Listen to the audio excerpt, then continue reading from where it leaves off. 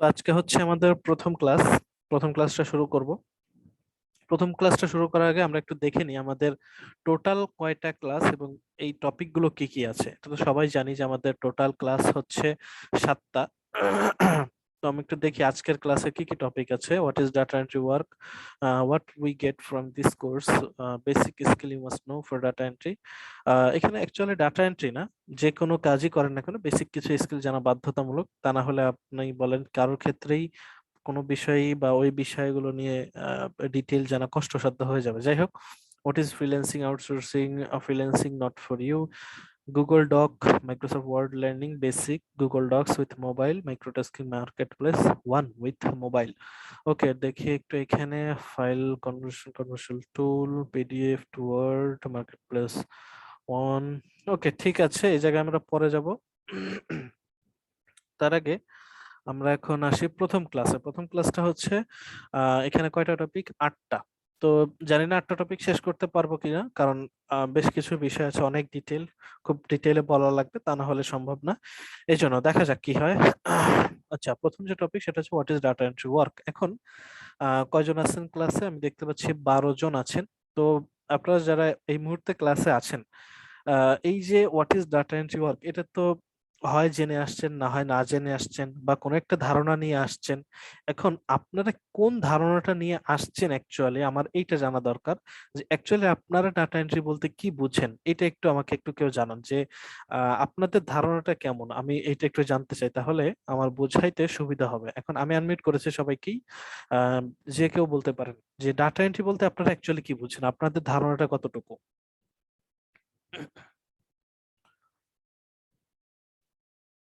কেউ বলতে পারবেন না?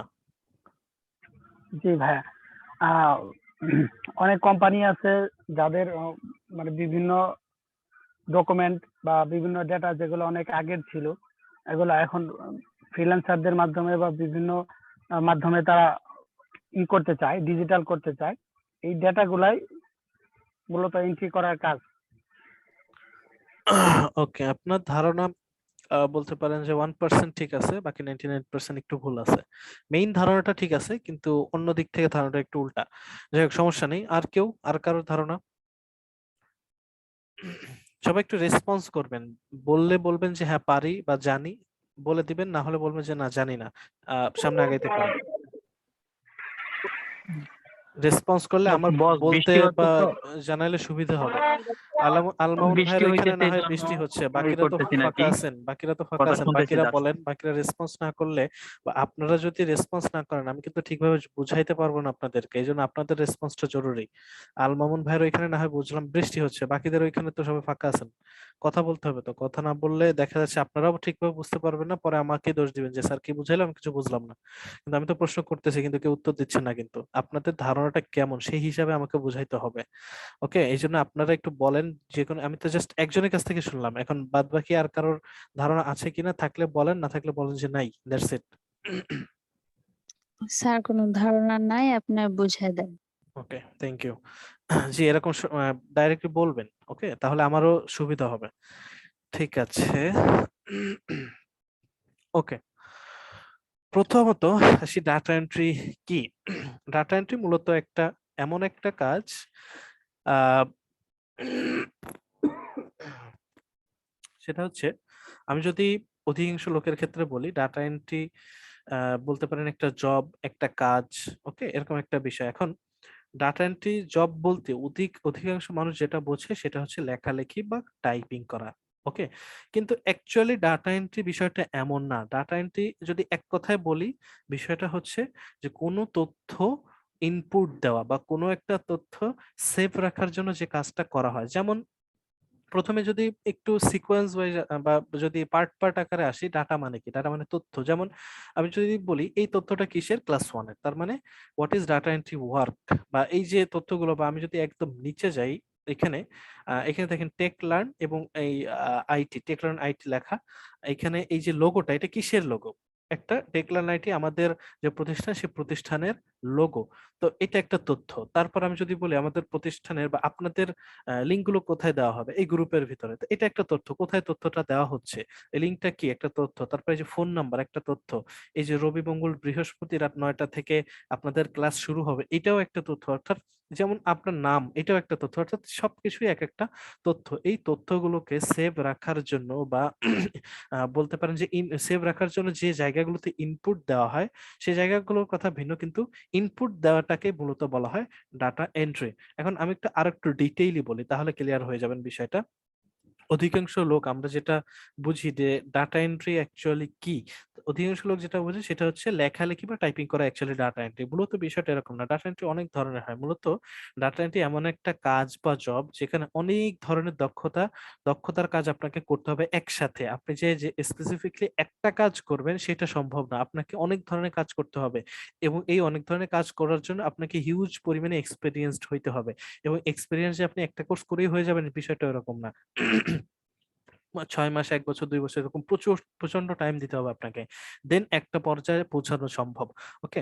মূলত ডাটা এন্ট্রি হচ্ছে এমন একটা কাজ যেখানে অনেক ধরনের কাজ করতে হয়, অনেক ধরনের দক্ষতার কাজ একসাথে করতে হয়। এই কাজের সাথে দেখা যাচ্ছে বিভিন্ন অঙ্গ প্রত্যঙ্গ জড়ায় আছে। যেমন একজন ডাটা এক্সপার্ট বা ডাটা এন্ট্রিয়ার হইতে গেলে আপনাকে প্রাথমিক কিছু ধারণা বা মোটামুটি কিছু ধারণা থাকতে হবে বাধ্যতামূলক। যেমন আপনাকে প্রথমে যে ধারণাগুলো থাকতে হবে, প্রথম হচ্ছে ফটোশপের কিছু ধারণা, ইমেল মার্কেটিং সম্পর্কে কিছু ধারণা। ইমেল মার্কেটিং এটা একটু ডিপ, ওটা না জানলেও চলবে। মোটামুটি গ্রাফিক্স এর আইডিয়া, পেজ ডিজাইনের আইডিয়া, বা বলতে পারেন যে একটা ফেসবুক পেজ কিভাবে খুলতে হয়, ফেসবুক গ্রুপ কিভাবে খুলতে হয়। ওকে, বেশ কিছু আইডিয়া জানতে হবে আপনাকে। এরকম না যে পারতেই হবে খুব ডিটেইলে, বিষয়টা এরকম না, জাস্ট আইডিয়াটা থাকলেই যথেষ্ট। যেমন আমি প্রথমে বললাম ফটোশপের কিছু আইডিয়া। আইডিয়াটা কেমন, মনে করেন আপনি আপনার ফ্রেন্ডের বাসায় গেলেন, সে হচ্ছে একজন ওয়েব ডিজাইনার বা বলতে পারেন যে গ্রাফিক্স ডিজাইনার। ওকে। তো গ্রাফিক ডিজাইনারদের কাজ কি, তাদের কাজ হচ্ছে ফটোশপ, ইলাস্ট্রেটর এইগুলো নিয়ে কাজ করা এবং বিভিন্ন জিনিস ডিজাইন করা। যেমন আমাদের এই যে ব্যানারটা, এই ব্যানারটাও কিন্তু কোনো না কোনো একজন ডিজাইনার, গ্রাফিক্স ডিজাইনার তৈরি করছে, তাই না? তো সে কি দিয়ে তৈরি করছে, হয় ফটোশপ দিয়ে, তা না হলে ইলাস্ট্রেটর দিয়ে। তো এই যে কি দিয়ে তৈরি করছে, কোন সফটওয়্যারের মাধ্যমে তৈরি করছে, এটা কিন্তু একটা ধারণা। আপনাকে এরকম না যে পুরো ডিটেল জানেন, বিষয়টা এরকম না। কি দিয়ে তৈরি করছে, যে সফটওয়্যারটার নাম জানেন, এই দ্যাটস ইট, এটাই হয়ে যাচ্ছে। এই এই এই ধারণাগুলোকে মূলত বেসিকও ঠিক না, মানে মোটামুটি ধারণা থাকতে হবে। এরকম না যে কাজ জানা থাকতে হবে। বা বলতে পারেন যে যখন আপনি আপনার ফ্রেন্ডের পাশে বেড়াতে গেলেন, তখন দেখলেন যে সে একটা ডিজাইন করতেছে, তো আপনি বললেন যে এটা কোন সফটওয়্যার ডিজাইন করতেছিস, তো সে আপনাকে বলতে পারে যে ফটোশপে। তো আপনি তাকে বললেন যে এটা ফটোশপে না করে ইলিস্ট্রেটরে করো, তাহলে তোমার কাজ করতে সুবিধা হবে, ইলিস্ট্রেটরে কাজ আরো সহজ। তো এই যে ধারণাটা যে ফটোশপ থেকে ইলিস্ট্রেটর সফটওয়্যারে খুব ভালোভাবে বেশি কাজ করা যায় এবং ডিটেইলে কাজ করা যায়, ভালোভাবে কাজ করা যায়, এই যে ধারণাটা, এটা একটা ধারণা। আপনি কিন্তু জানেন না কিভাবে কাজ করতে হয়, তবে এইটুকু জানেন যে ডিটেইলে কাজ করা যায়, ভালোভাবে কাজ করা যায়, সহজে কাজ করা যায়। এই যে ধারণাটুকু, এইটুকুই আপনাকে থাকতে হবে। কেন থাকতে হবে, বিভিন্ন কাজ আছে, যে বিভিন্ন কাজ, মনে করেন ডাটা এন্ট্রি করতে গেলে এমন এমন কাজের সম্মুখীন আপনাকে হইতে হবে যে এই টুকিটাকি ডিজাইন আপনার করা লাগতে পারে। এখন প্রশ্ন হতে পারে যে ডাটা এন্ট্রির ভিতরে ডিজাইন, হ্যাঁ ডিজাইন লাগতে পারে, তবে এরকম না যে আপনাকে ডিজাইন করে করে একদম করে দিবে, এরকম না। যেমন আপনাকে ধরেন যে বললো যে একজন একটা পিকচার দিল, পিকচার দিয়ে বললো যে তার নামটা তার পিকচারের নিচে লিখে দিতে হবে, দ্যাটস ইট। এখন একটা ফটোশপ বা একটা সফটওয়্যার ওপেন করে তার নামটা নিচে লেখা আহামরি কিন্তু কঠিন কাজ না। এই টুকিটাকি কাজ আপনাকে বাধ্যতামূলক জানতে হবে। ওকে, সেকেন্ড যেটা বলছিলাম যে মোটামুটি গ্রাফিক্স এর আইডিয়া। এখন গ্রাফিক্স আর ফটোশপ কিন্তু এক জিনিস না। ওকে, গ্রাফিক্স এর কাজ যারা পারে, তা গ্রাফিক্স বলতে বোঝায় হচ্ছে যে আপনার এই যে ডিজাইনটা, এই যে পাতার ডিজাইন, এই টুকিটাকি ডিজাইন, এইগুলো হচ্ছে ডিজাইন করা। ফটোশপ বলতে ফটো পিকচার গুলোকে এডিট করা। ওকে, দুটো আলাদা জিনিস। যাই হোক, তো এই যে গ্রাফিক্স এর আইডিয়া কোথায় কোন জিনিসটা দিলে ভালো হইতে পারে, সুন্দর লেখা দেখাতে পারে, আপনি বলতে পারেন যে না বেসিক ডাটা এন্ট্রি এই কথাটা বা এই যে পুরো লেখাটা, এই লেখাটা এখানে না হয় মাঝখানে হলে বা বাম কোণা হলে সুন্দর লাগতো, বা যে ব্যাচ নাম্বারটা এটা নিচে এরকম বড় করে লেখা থাকলে ভালো লাগতো। ওকে, এই যে টুকিটাকি আইডিয়া, এই আইডিয়া গুলো আপনাকে থাকতে হবে। এটা আস্তে আস্তে যখন এই আইডিয়া গুলো হয়ে যাবে আপনার, তখন দেখবেন যে প্রত্যেকটা কাজ আপনি করতে পারছেন। দেখেন, এমনও মানুষ ছিল এক সময় যারা ডাটা এন্ট্রি কাজ করতো, এমন এমন ডাটা এন্ট্রি কাজ যে কাজগুলো বর্তমানে একটা ওয়েবসাইটে যে আপনি মানে মানে ওই কাজটা ইনপুট দিলে অটোমেটিক্যালি হয়ে যায়। বিষয়টা কেমন? বিষয়টা হচ্ছে যে ব্যাকগ্রাউন্ড রিমুভ, ওকে, একটা পিকচারে ব্যাকগ্রাউন্ড রিমুভ করা। তো আগে এই সিস্টেম গুলো আপনার ওয়েবসাইটে গেলে বা কোনো এক জায়গায় গেলে এরকম কোনো ডিফল্ট বা ফ্রি কোনো সিস্টেম ছিল না। মানুষ করতো কি, ফাইবারে যেত বা বিভিন্ন মার্কেট প্লেসে যেত, যাওয়ার পরে ওইখান থেকে বিভিন্ন মানুষ হায়ার করতো যারা ডাটা এন্ট্রি কাজ করে। তারা করতো কি, ফেসবুক বলতেছি, পিকচারের যে ব্যাকগ্রাউন্ডটা ওটা রিমুভ করে দিত। তো এটা কিভাবে করতো? এটা কি ডাটা এন্ট্রি কাজ? হ্যাঁ, এটা কিন্তু ডাটা এন্ট্রি কাজ, জাস্ট একটা পিকচারের ব্যাকগ্রাউন্ড রিমুভ করে দেওয়া। এটাও কিন্তু ডাটা এন্ট্রির একটা কাজ।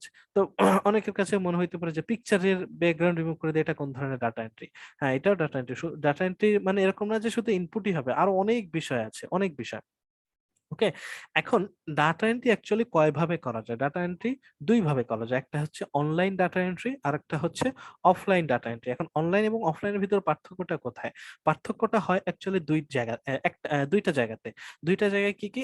প্রথমটা হচ্ছে সফটওয়্যারগত পার্থক্য, সেকেন্ড হচ্ছে আপনি যদি আচ্ছা, সফটওয়্যারগত পার্থক্যটা কোথায় আমি বলি, সেটা আগে বলার পরে সেকেন্ডটা বলি। আপনি যদি অনলাইনে কাজ করতে চান, দেন আপনাকে অনলাইন এবং অফলাইনের যে সফটওয়্যার, এই দুটো অনলাইন এবং অফলাইন কেন বলা হয়? দেখেন, প্রথমত মাইক্রোসফট ওয়ার্ড, এই যে মাইক্রোসফট ওয়ার্ড, এই যে সফটওয়্যারটা, এই সফটওয়্যারটা অধিকাংশ সবাই চিনে থাকবেন। এই সফটওয়্যারটা চালাইতে কি আপনাদের কোনো টাকা পয়সার খরচ হয়? কোনো ইন্টারনেট কানেকশন দরকার হয়? কোনো কিছু দরকার হয়? কিছু দরকার হয় না। কিন্তু আপনি যে সফটওয়্যারটা আপনার কোনো এক ফ্রেন্ডের কাছ থেকে নিয়ে আসবেন, নিয়ে আসার পরে যখন ইনস্টল করবেন, তারপর অটোমেটিকলি আপনি কাজ করতে পারবেন, তাই না? তো এটা হচ্ছে অফলাইনের কাজ। আপনার কোনো ইন্টারনেট কানেকশনের প্রয়োজন হবে না, কোনো কিছু প্রয়োজন হবে না, জাস্ট আপনাকে কারেন্ট দরকার হবে, এছাড়া আর কিছুই লাগবে না। কোনো ইন্টারনেট কানেকশন বা ইন্টারনেটের কোনো বিষয় দরকার হবে না। ওকে, তো এটাই হচ্ছে মূলত অফলাইনের সফটওয়্যার বলা হয় এই একটাই কারণে। সেকেন্ড যেটা, সেটা হচ্ছে অনলাইন। অনলাইন কোনটা? এই সেম কাজ, এই একই কাজ যদি আপনি অনলাইনে করেন, ইন্টারনেটের মাধ্যমে করেন, দেন সেটাকে বলা হবে মূলত অনলাইন। বিষয়টা কেমন? দেখেন, একটা আছে গুগল ডক, ওকে, গুগল ডক। এই গুগল ডকের ভিতরে যদি আপনি যান, এই যে ব্ল্যাঙ্কের ভিতরে যদি ক্লিক করি, এই যে এটা হচ্ছে গুগল ডক। এখানেও আপনি এই সফটওয়্যারে যে কাজ করতে পারবেন, এই অনলাইনের এটা সেই কাজ করতে পারবেন। কিন্তু পার্থক্যটা কোথায়? পার্থক্য হচ্ছে আপনি যদি এই গুগল ডকে কাজ করতে চান, আপনাকে ইন্টারনেট কানেকশন বাধ্যতামূলক থাকতে হবে, তা না হলে আপনি এখানে কাজ করতে পারবেন না। এবং সেকেন্ড সুবিধা যেটা, সেটা হচ্ছে এই জায়গাতে যদি আপনি যে বিষয় লিখেন না কেন, ওই বিষয়টা অটোমেটিকলি সেভ হয়ে যাবে। দেখেন, আমি এখানে একটা বিষয় লিখি, দেখেন সেভিং লেখা আসতেছে, মানে আমার সেভ করা লাগতেছে না। কিন্তু আপনি অফলাইনে কোন একটা জিনিস লেখেন, দেখেন আপনাকে সেভ হচ্ছে না, কিন্তু আপনাকে সেভ করতে হবে। ওকে, সেভ করতে হবে, তা না হলে আপনি সেভ সেভ করতে পারবেন না, এই ফাইলটা হারায় যাবে। তো এই জন্য এই দুইটা সফটওয়্যারের পার্থক্যটা অ্যাকচুয়ালি এখানে। এখন আরেকটু পার্থক্যটা বলি এই দুইটা সফটওয়্যারের ভিতরে। অনলাইন এবং অফলাইনটা তো জানলাম, এখন আমাদের কোনটাতে করলে সুবিধা হবে বা কোনটায় করা উচিত এটাও জানতে হবে। তারপর দেখা যাচ্ছে আরো টুকিটাকি কয়েকটা বিষয় জানবো। সেটা হচ্ছে যে অনলাইন এবং অফলাইনের, এই দুইটা অনলাইন এবং অফলাইন কেন বলা হয় এটা তো জানছেন সবাই। এখন প্রশ্ন হইতে পারে এই দুইটা জিনিস আমাদের কেন শেখা প্রয়োজন? ওকে, এখানে হচ্ছে সব থেকে বড় ভুল। বড় ভুলটা কি? দেখেন, আপনি যে ইনপুটের কাজগুলো করবেন, তথ্যগুলোকে সেভ রাখবেন, সেটা কোথায় রাখবেন? অ্যাকচুয়ালি আমাদের যে ধরনের ডাটা এন্ট্রি কাজ আমরা শেখাবো বা করব, সেই কাজগুলো বলেন আর অন্য কাজই বলেন, প্রত্যেকটা কাজই হয় গুগল ডক অথবা মাইক্রোসফট ওয়ার্ড, যেখানেই বলেন না কেন, সব জায়গাতে আপনাকে লিখে রাখতে হবে, সেভ রাখতে হবে। এখন যদি সেভ রাখতে চান, কোথায় সেভ রাখবেন? আপনি কি খাতায় লিখে রাখবেন? আপনি কি অন্য মানে কম্পিউটারে জাস্ট এই লাইনে এই জায়গায় সেভ রাখবেন? এটা তো পসিবল না। আপনাকে একটা পার্মানেন্ট একটা জায়গা দরকার হবে, সেই জায়গাটা হচ্ছে মাইক্রোসফট ওয়ার্ড এবং গুগল ডক। এটা হচ্ছে গুগল ডক এবং মাইক্রোসফট ওয়ার্ড। এখন অনেকে কনফিউজ হয়ে যেতে পারেন যে অফলাইন অনলাইন তো আমরা বুঝলাম, কিন্তু এই দুইটার ভিতরে অ্যাকচুয়াল পার্থক্যটা কি, বা এই দুইটা ভিতর পার্থক্যটা কি, এটা যদি বলি, একটু খেয়াল দিয়ে শুনে একটা উদাহরণ দিয়ে বুঝাই, তাহলে ক্লিয়ার হয়ে বুঝবেন। ঢাকাতে দুইটা রেস্টুরেন্ট আছে, ফেমাস দুইটা রেস্টুরেন্ট, একটা নাম হচ্ছে সুলতানস ডাইন আর একটা নাম হচ্ছে কাচ্চি ভাই। ওকে, দুইটা রেস্টুরেন্টে কি করে, তারা হচ্ছে ব্যবসা করে, কিসের ব্যবসা? বিরিয়ানি বিক্রি করে, বিরিয়ানি রান্না করে, দেন ওইটাকে বিক্রি করে তারা। ওকে, তো এটা হচ্ছে অ্যাকচুয়ালি তাদের ব্যবসা। তো তারা কি করে, বিরিয়ানি রান্না করে বিক্রি করে। তো প্রথম রেস্টুরেন্টে কি করে, বিরিয়ানি বিক্রি করে, সেকেন্ড রেস্টুরেন্টেও কি করে, বিরিয়ানি বিক্রি করে। এই দুইটার প্রতিষ্ঠানের ভেতরের কাজ কিন্তু সেম, জাস্ট তাদের প্রতিষ্ঠানের নামটা আলাদা। অর্থাৎ তারা বিক্রি করতেছে একই জিনিস বিরিয়ানি, কিন্তু তাদের প্রতিষ্ঠানের নামটা আলাদা। একটার নাম সুলতানস ডাইন আর একটার নাম কাচ্চি ভাই। এই দুইটার ক্ষেত্রেও সেম। একটা হচ্ছে গুগলের কোম্পানি আর একটা হচ্ছে মাইক্রোসফটের কোম্পানি, কিন্তু দুইটার ভেতরের কাজটা কিন্তু হুবহু সেম। পার্থক্যটা আশা করি বুঝতে পারছেন। ওই দুই প্রতিষ্ঠানে যেমন ভেতরে আপনার শুধুমাত্র বিরিয়ানি বিক্রি করে, অন্য কিছু বিক্রি করে না, এখানেও বিষয়টা এরকম। এই দুইটার ভেতরে কাজগুলো হুবহু সেম, কোনো পার্থক্য নাই। হয়তো ডিজাইনে পার্থক্য বা একটু ডিজাইনে পার্থক্য থাকতে পারে, কিন্তু ভেতরে আপনি এখানে ভেতরে যে কাজ করতে হবে, অফলাইনেও ভেতরে সেম কাজ করতে হবে। শুধুমাত্র প্রতিষ্ঠানের নাম আলাদা। একটা হচ্ছে মাইক্রোসফটের প্রতিষ্ঠান, এই অফলাইনে যে সফটওয়্যারটা এটা হচ্ছে মাইক্রোসফটের প্রতিষ্ঠান, এবং অনলাইনে যেটা এটা হচ্ছে এটা হচ্ছে আপনার গুগলের প্রতিষ্ঠান। এই হচ্ছে পার্থক্য। ওকে, তো পার্থক্যটা আশা করি বুঝতে পারছেন। এখন মোস্ট ইম্পর্টেন্ট একটা প্রশ্ন আসতে পারে, সেটা হচ্ছে যে আমরা কোনটাতে কাজ করব, অনলাইন নাকি অফলাইন? উত্তর একটাই, আমরা অনলাইনে কাজ করব। কিন্তু অনলাইনে কাজ করতে সুবিধাও আছে অসুবিধাও আছে, আবার অফলাইনে কাজ করলেও সুবিধা আছে অসুবিধা আছে। এখন সুবিধা অসুবিধার দিক থেকেই তো বিবেচনা করে আমরা মূলত দুইটার যে কোনো একটা চুজ করবো। এখন কোনটা চুজ করবো? মূলত অনলাইন, সব দিক বিবেচনা করে। কেন? এর কারণটা হচ্ছে, আমরা যদি প্রথমে অফলাইন দেখি, আপনি অফলাইনে যত ফাংশন দেখতে পাচ্ছেন, প্রতিটা ফাংশন আপনি খুব ভালোভাবে ব্যবহার করতে পারেন অফলাইনের ক্ষেত্রে। সবগুলো জিনিস আলাদা আলাদা ভাবে সিস্টেম ওয়াইজ বা সিকোয়েন্স ওয়াইজ দেওয়া আছে, খুব সুন্দরভাবে আপনি এটা ব্যবহার করতে পারবেন। ওকে, কিন্তু অনলাইনে আপনি জাস্ট হাতে গোনা কিছু, যেগুলো না হলেই না, সেই জিনিসগুলো ছাড়া ব্যবহার করতে পারবেন না। বিষয়টা কেমন? যেমন দেখেন, এই অফলাইনের ক্ষেত্রে ইনসার্টে যাই, যে টেবিল, আপনি টেবিল না, জাস্ট 2 মিনিট দাঁড়ান। এক সেকেন্ড, এখান থেকে এই যে এই যে স্টাইল, এই স্টাইল গুলো দেখেন এখানে কত সুন্দর করে সিরিয়াল বাই সিরিয়াল আকারে দেওয়া আছে, কালার সুন্দর করে দেওয়া আছে। এখানে দেখেন কিছু সিকোয়েন্স সিস্টেম দেওয়া আছে, এখানে ফন্ট আলাদাভাবে আপনি অ্যাড করতে পারবেন, সবকিছু করতে পারবেন। ইনসার্টের ভেতরে যান, এখানে দেখেন এই যে শেপের একটা অপশন আছে। এই জিনিসগুলো এখানে আছে, কিন্তু এই জিনিসগুলো কিন্তু আপনি অফলাইনে পাবেন না। প্রথমত ফন্ট আপনি আপলোড করতে পারবেন না। তারপর এখানে যে স্টাইলগুলো আপনাকে নিজে থেকে ক্রিয়েট করে বানাইতে হবে। আপনি এখান থেকে ডিফল্ট কোনো স্টাইল ব্যবহার করতে পারবেন না। হ্যাঁ, ডিফল্ট স্টাইল আছে, কিন্তু হাতে গোনা কয়েকটা, যেগুলো দিয়ে আমরা আহামরি কোনো কিছু করতে পারবো না। তারপর আমি যদি ইনসার্টের ভেতরে চাই যে শেপ তো একদমই নাই, মোটে নাই। তারপর হেডার ফুটার বিভিন্ন ধরনের ডিজাইন আছে, হেডারে যাই দেখেন এই একটা ডিজাইন, অনেক ধরনের ডিজাইন আছে, কিন্তু দেখেন কত সুন্দর সুন্দর ডিজাইন। অনলাইনে এই ডিজাইন গুলো আপনি পাবেন না।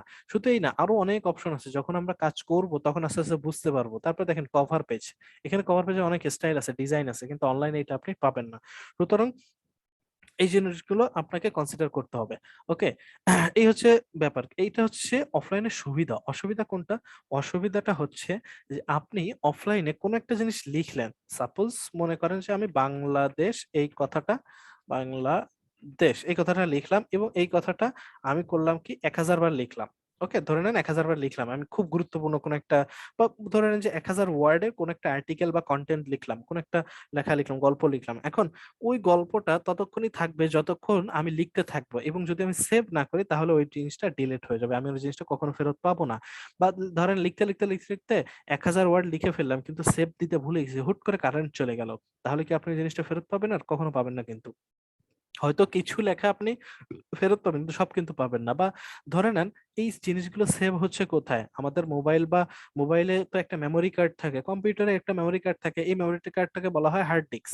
তো এই হার্ড ডিস্ক বা হার্ড ড্রাইভে যদি সেভ রাখতে হয়, মনে করেন হার্ড ড্রাইভটা তো এরকম না যে সারা জীবন ঠিক থাকবে, হঠাৎ করে নষ্ট হয়ে যায় না। তো যদি নষ্ট হয়ে যায় হঠাৎ করে, দেন আপনি কি করবেন? ওই ফাইলটা কি আপনি ফেরত পাবেন? কখনো কখনো কিন্তু ফেরত পাবেন না। নষ্ট হয়ে যাওয়া হার্ড ডিস্ক থেকে কোনো জিনিস ফেরত আনা যায় না। ওকে, তো এই জিনিসগুলো যদি হয়, তাহলে হুটহাট আমাদের ফাইলটা নষ্ট হয়ে যাইতে পারে। মনে করেন কোন একজন আমাকে কাজ দিল, যে 10, 15, 20 ডলারের একটা কাজ দিল। তো ওই কাজটা আমি করতে করতে হঠাৎ করে আমার হার্ড ড্রাইভ বা কম্পিউটার নষ্ট হয়ে গেল, আমরা অফলাইনে কাজ করতেছি। তো যদি নষ্ট হয়ে যায়, আপনি ফাইলটা ফেরত পাবেন না। কিন্তু অনলাইনে এই সুবিধাটা আছে, আপনি যাই করেন না কেন, ওই বিষয়টা সেভ থাকবে। আপনার কোনো কিছুই, ওকে, কোনো কিছুই সেভ করা লাগবে না, অটোমেটিকলি সেভ হবে। এখন কোথায় সেভ হবে, এটা পরে যাই। আমরা প্রথমে আসি, এই অফলাইনটা তো আমাদের গেল, যে এটা কেন ইউজ করব না। সুতরাং এটা ইউজ করার কোনো দরকার নাই, এটা বাদ। এখন আমরা এটা কেটে দিই, তাহলে এই সেক্টর যদি বাদ হয়ে যায়, এখন আমরা অনলাইন নিয়ে আগাবো। তো অনলাইনে এই একটা মাত্র সুবিধার কারণে আমরা মূলত অনলাইনে কাজ করব। সুবিধাটা কি? এই যে অটোমেটিকলি সেভ হয়। ওকে, অটোমেটিকলি সেভ হয়, যার কারণে আমরা এটা ব্যবহার করব। এখন বিষয় হচ্ছে যে এই এই অনলাইনের বিষয়টা আমাদেরকে, আমরা যদি অনলাইনে কাজ করতে চাই দেন আমাদেরকে কি করতে হবে? ওকে, দেন আমাদেরকে কি করতে হবে? প্রথমত আমাদের যেটা দরকার সেটা হচ্ছে একটা জিমেইল অ্যাকাউন্ট বা গুগলের অ্যাকাউন্ট। এই যে এখানে দেখেন, আমার এই যে একটা জিমেইল অ্যাকাউন্ট এখানে অ্যাড করা আছে। আপনার যদি জিমেইল অ্যাকাউন্ট না থাকে তাহলে আপনি গুগল ডকে কাজ করতে পারবেন না। এই জন্য আমাদের প্রথমেই দরকার হবে একটা জিমেইল বা গুগলের অ্যাকাউন্ট। সেকেন্ড যেটা দরকার হবে ইন্টারনেট কানেকশন। ইন্টারনেট কানেকশন ছাড়া এটা ব্যবহার করতে পারবেন না। থার্ড যেটা দরকার হবে যে কোনো একটা ব্রাউজার। একটা ব্রাউজার দরকার হবে। ব্রাউজার কোনগুলো? এই যে গুগল ক্রোম বা মোজিলা ফায়ারফক্স, এগুলো হচ্ছে এক একটা ব্রাউজার। এই ধরনের যে কোনো একটা ব্রাউজার দরকার। তবে সব থেকে ভালো হয় গুগল ক্রোম। গুগল ক্রোমটা হচ্ছে অনেক ভালো একটা ব্রাউজার। আপনি এই ব্রাউজারটাই ব্যবহার করবেন। এই তিনটা জিনিস হলে আপনি গুগল ডকে কাজ করতে পারবেন। এখন গুগল ডকটা তো বুঝলাম যে এভাবে কাজ করতে হবে। এখন এর ভিতরে কি কি কাজ আছে এগুলো শিখবো কিভাবে? হ্যাঁ, এগুলো সম্পর্কে আমরা আলোচনা করব পরে, পরবর্তীতে আলোচনা করব। আচ্ছা, তো আমি অনলাইন অফলাইন বলতে গিয়ে অনেক দূর চলে গেছি। তো অনলাইন অফলাইনটা আশা করি ক্লিয়ার হইছেন। এখন অনলাইনের ভিতরে পার্থক্যটা আরেকটু আছে। সরি, অনলাইনের ভিতরে পার্থক্য না, অনলাইন অফলাইনে আরেকটু পার্থক্য আছে। অনলাইন বলতে অ্যাকচুয়ালি আমরা যেটা বুঝবো বা আমাদের যেটা দরকার সেটা হচ্ছে অনলাইন মার্কেট প্লেস গুলোতে কাজ করা। ওকে, হতে পারে সেটা ফাইবার, ফ্রিল্যান্সার, আপওয়ার্ক, এই ধরনের মার্কেট প্লেস গুলোতে। আর অফলাইন বলতে আপনি যে ওই যে দোকানে দেখেন না, বিভিন্ন দোকানে একটা কম্পিউটার নিয়ে বসে দেন, বিভিন্ন মানুষের কাজ করে দেয়, ওইগুলো হচ্ছে অফলাইনের কাজ। ওকে, তো আমরা অফলাইনের দিকে যাব না, অনলাইনের দিকে যাব। তো আমাদের ফাইবারের অ্যাকাউন্ট খুলতে হবে, ফাইবারে কাজ করতে হবে, কিভাবে কি কাজ করব, কোন কাজ করব, এই সব কিছুই আমরা শিখবো। 7টা ক্লাস এখনো পড়ে আছে, মানে 6টা ক্লাস পড়ে আছে, আমাদের সব কিছুই শিখবো আমরা আস্তে আস্তে। আচ্ছা, এখন অনলাইনে কাজের ভিতরে কত ধরনের কাজ আছে এবং কত ধরনের কাজ আমাদের এই কোর্সের ভিতরে শেখানো হবে দেখেন। আপনি যদি কোর্সের গাইডলাইনটা বা মডিউলটা ফলো করেন, প্রথমে যেটা দেখানো হবে সেটা হচ্ছে প্রথমে আমাদের কাজের জন্য বিভিন্ন কাজ থাকবে বা বিভিন্ন মাইক্রোসফট ওয়ার্ডে কন্টেন্ট লেখার কাজ থাকতে পারে, বিভিন্ন ধরনের কাজ থাকবে যে কাজগুলো আপনাকে এই গুগল ডকে করতে হবে। তো সেই কাজগুলো আপনি এমনি এমনিই পারবেন, তারপর দেখাই দেবো, সমস্যা হবে না। সেকেন্ড যেটা, সেইটা হচ্ছে হিসাব নিকাশের কাজ দিবে আপনাকে, বিভিন্ন হিসাব নিকাশের কাজগুলো।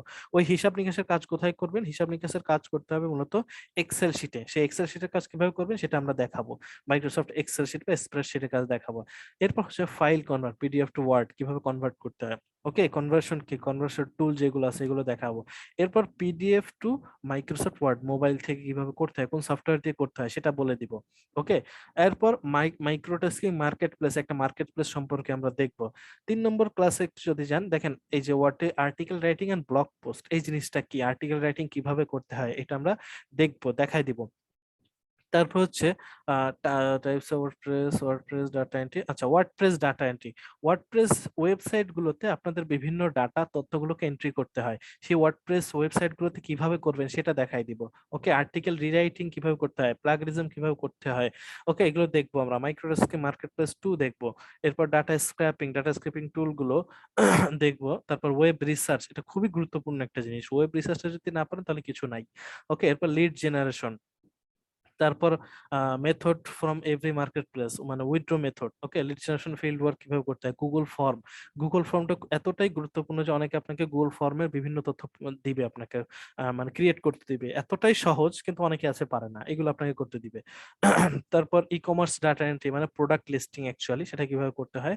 এবং লাস্টে দেখবো ফাইবারের টুকিটাকি বিষয়। ওকে, তো এই হচ্ছে বিষয়, এইগুলো আমরা শিখবো মূলত। এখন এক এক করে যাই আমরা একটু। আমি প্রথমে বলছিলাম মাইক্রোসফট ওয়ার্ড বা এক্সেল এর স্পেসিফিক কাজ আপনাকে দিবে। তো এগুলো অ্যাকচুয়ালি কেমন হয় কি, কিছু কিছু কাজ থেকে আপনাকে বলবে শুধুমাত্র মাইক্রোসফট ওয়ার্ড বা গুগল ডকে তুমি এই কাজটা করবা। সেক্ষেত্রে শুধু টাইপিং বা হিসাব নিকাশের কাজই বেশি হয়ে থাকে। আপনাকে যদি লেখালেখির কথা বলে সেই ক্ষেত্রে গুগল ডকের কথাই বলবে, মানে স্পেসিফিক এরকম সফটওয়্যার বলে দেয় যে তুমি শুধুমাত্র গুগল ডকেই কাজ করবা, অন্য কোনো জায়গায় যাবা না। আবার আপনাকে বলে দিতে পারে তুমি এই হিসাব নিকাশের কাজটা মাইক্রোসফট বা গুগল এক্সেল বা স্প্রেডশিটেই করবা, অন্য জায়গায় করবা না, আপনাকে অন্য জায়গায় অন্য সফটওয়্যার দিয়ে কাজ করতে নিষেধ করবে। তারপর হচ্ছে ওয়েব রিসার্চ। এখন ওয়েব রিসার্চটা কি অ্যাকচুয়ালি? ওয়েব রিসার্চটা হচ্ছে আপনি জানেন বা আমরা সবাই জানি যে গবেষণার মাধ্যমে নির্দিষ্ট কোনো তথ্য বের করাই হচ্ছে রিসার্চ করা। ওকে, এখন এই কাজটা যখন আপনি ওয়েবসাইটের মাধ্যমে করবেন তখন সেটাকে বলা হবে ওয়েব রিসার্চ করা। অর্থাৎ নির্দিষ্ট তথ্য বের করতে হবে আপনাকে। আপনাকে বায়ার বা ক্লায়েন্ট বলে দিবে যে আমার এই তথ্যটা দরকার, আমাকে বের করে দাও, এই তথ্যগুলো ঠিকঠাক মতো বের করে দাও, তখন আপনাকে ওয়েব রিসার্চ করে বের করে দিতে হবে। এরপর ই কমার্স বা প্রোডাক্ট লিস্টিং, এই জিনিসটা কি অ্যাকচুয়ালি আপনাকে, আপনি যখন দারাজ.কমে যান তখন দেখেন না অনেক পণ্য লিস্ট করা থাকে, অনেক পণ্য থাকে যে লিস্ট করা। যেমন আমি একটু দারাজ.কমে যে দেখাই আপনাদেরকে।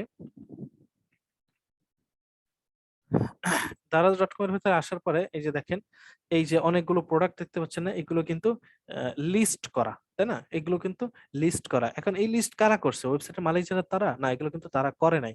এগুলো আমাদের মতো যারা ডাটা এন্ট্রি কাজ করছে তাদেরই কেউ না কেউ করছে এই কাজগুলো। তো এই কাজগুলো কিভাবে করতে হয় এটা দেখাই দিব। ওকে, এরপর হচ্ছে সোশ্যাল মিডিয়া পোস্টিং বা বলতে পারেন যে মাইক্রো টাস্কিং ওয়ার্ক, এগুলো কিভাবে করতে হয় সেটা টিউটোরিয়াল দিয়ে দিব। কারণ একই কাজ আমরা টিউটোরিয়াল দিয়ে দিলে আরো ভালোভাবে বুঝবেন। যদি টিউটোরিয়াল দেখার পরেও না বুঝেন দেন আমি দেখাই দিব, কোনো প্রবলেম নাই। ওকে, এরপরে এই ধরনের আরো অনেক কাজ আছে যেগুলো আমরা সামনে আস্তে আস্তে শিখবো। ওকে, তো এই হচ্ছে মূলত ডাটা এন্ট্রি, অনেক ডিটেইলি বলে ফেললাম। এখন শর্টকাটে আরেকবার একটু বলি যে ডাটা এন্ট্রি কি। ডাটা এন্ট্রি হচ্ছে এক কথায় যদি বলি কোনো তথ্য ইনপুট দেওয়া বা সেভ রাখার জন্য যে কাজগুলো করা হয় সেটাই হচ্ছে ডাটা এন্ট্রি। ওকে, এক কথায় শেষ। এখন ডাটা এন্ট্রিটা কি, এটা কি সবাই ক্লিয়ার হয়েছে কিনা আমাকে জানান। আমি আনমিউট করেছি সবাইকে। জি। জি। জি হয়েছে। জি। ওকে, থ্যাংক ইউ। আমরা নেক্সট স্টেপে যাব। ওকে, সেটা হচ্ছে নেক্সট স্টেপ যেটা, সেটা হচ্ছে what we get from this course. এটা তো সবাই জানি আমরা এই কোর্স থেকে কি পাবো। প্রথমত আমি তারপরও আর একটু বলে দিই।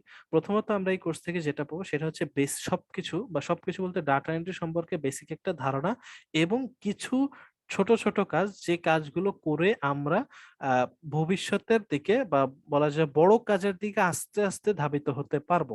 ওকে, আমরা এরকম না যে খুব বড় কাজ করে ফেলবো, এরকম না। ছোট ছোট কাজ শুরু করব আমরা আস্তে আস্তে এই কোর্স থেকে, এবং বেশ কিছু বড় কাজেরও আমরা দেখবো যে এই কাজগুলো কিভাবে করতে হয়। যখন কাজগুলো পাবেন তখন ওই কাজগুলো তো দেখাই দিব কিভাবে করতে হবে, তখন করতে পারবেন। ওকে, এবং বেশ কিছু কাজ থেকে, অর্থাৎ বলতে পারেন যে প্রাথমিক একটা ধারণা পাবো, এই ধারণা থেকে আস্তে আস্তে পরবর্তীতে বেশ বড় একটা জায়গায় যেতে পারবো ইনশাল্লাহ। কিন্তু এটা করার জন্য বেশ বড় একটা বলতে পারেন যে সময় আপনাদেরকে দিতে হবে। সময় না দিলে কখনোই কিছু সম্ভব না। 3 নম্বর যেটা, সেটা হচ্ছে basic skill you must know for data entry. এই বিষয়টা বলতে পারেন ক্লাস 1 এর সব থেকে বড় একটা গুরুত্বপূর্ণ একটা বিষয় এইটা, এবং ফ্রিল্যান্সিং নট ফর ইউ, এই দুইটা বিষয় সব থেকে বড় গুরুত্বপূর্ণ। তো basic skill you must know for data entry এটা কি অ্যাকচুয়ালি? এটা বলতে এটা বোঝানো হয়েছে যে যে স্কিলগুলো আপনাকে প্রথমে জানতে হবে, প্রথমে যেটা জানতে হবে আপনি যে ডিভাইসে কাজ করবেন, সেটা হতে পারে কম্পিউটার, হতে পারে ল্যাপটপ, হতে পারে মোবাইল, হতে পারে আইফোন, হতে পারে ম্যাকবুক। আপনি যেটাতেই কাজ করেন না কেন, যে ডিভাইসে কাজ করেন না কেন, ওই ডিভাইস গুলো সম্পর্কে আপনার ডিটেইল ধারণা থাকতে হবে। ডিটেইল, এরকম না যে বেসিক ধারণা জাস্ট আপনি চালাইতে পারেন, কিভাবে গান বাজাইতে হয়, কিভাবে মুভি দেখতে হয়, কিভাবে ইউটিউবে যাইতে হয়, জাস্ট এটাই জানেন, বিষয়টা এরকম না। আপনাকে ডিটেইল ধারণা থাকতে হবে। ডিটেইল ধারণা বলতে কেমন, কম্পিউটারে আসলেন, আসার পরে আপনি খুঁজে পাচ্ছেন না যে ক্লাসের লিঙ্কটা কিভাবে দিতে হয়। এর থেকে লজ্জাজনক আর কিছু আছে আপনার জন্য বা আমার জন্য বলতে বলেন? একটা ক্লাসের লিঙ্ক কিভাবে দিতে হয় বা ক্লাসের লিঙ্ক কিভাবে খুঁজে পেতে হয়, এটা হচ্ছে সব থেকে ইজি বিষয়। এটা আপনাকে জানতে হবে। দেন একটা সফটওয়্যার কিভাবে ইনস্টল করতে হয় এটা জানতে হবে। এটা যে শুধুমাত্র কম্পিউটারের ক্ষেত্রে তা কিন্তু না। এই যে বললাম প্রত্যেকটা ডিভাইস, আপনি যে ডিভাইসে কাজ করবেন প্রত্যেকটা ডিভাইস সম্পর্কে জানতে হবে। তারপর কিছু কিছু সফটওয়্যার সম্পর্কে বলা হবে।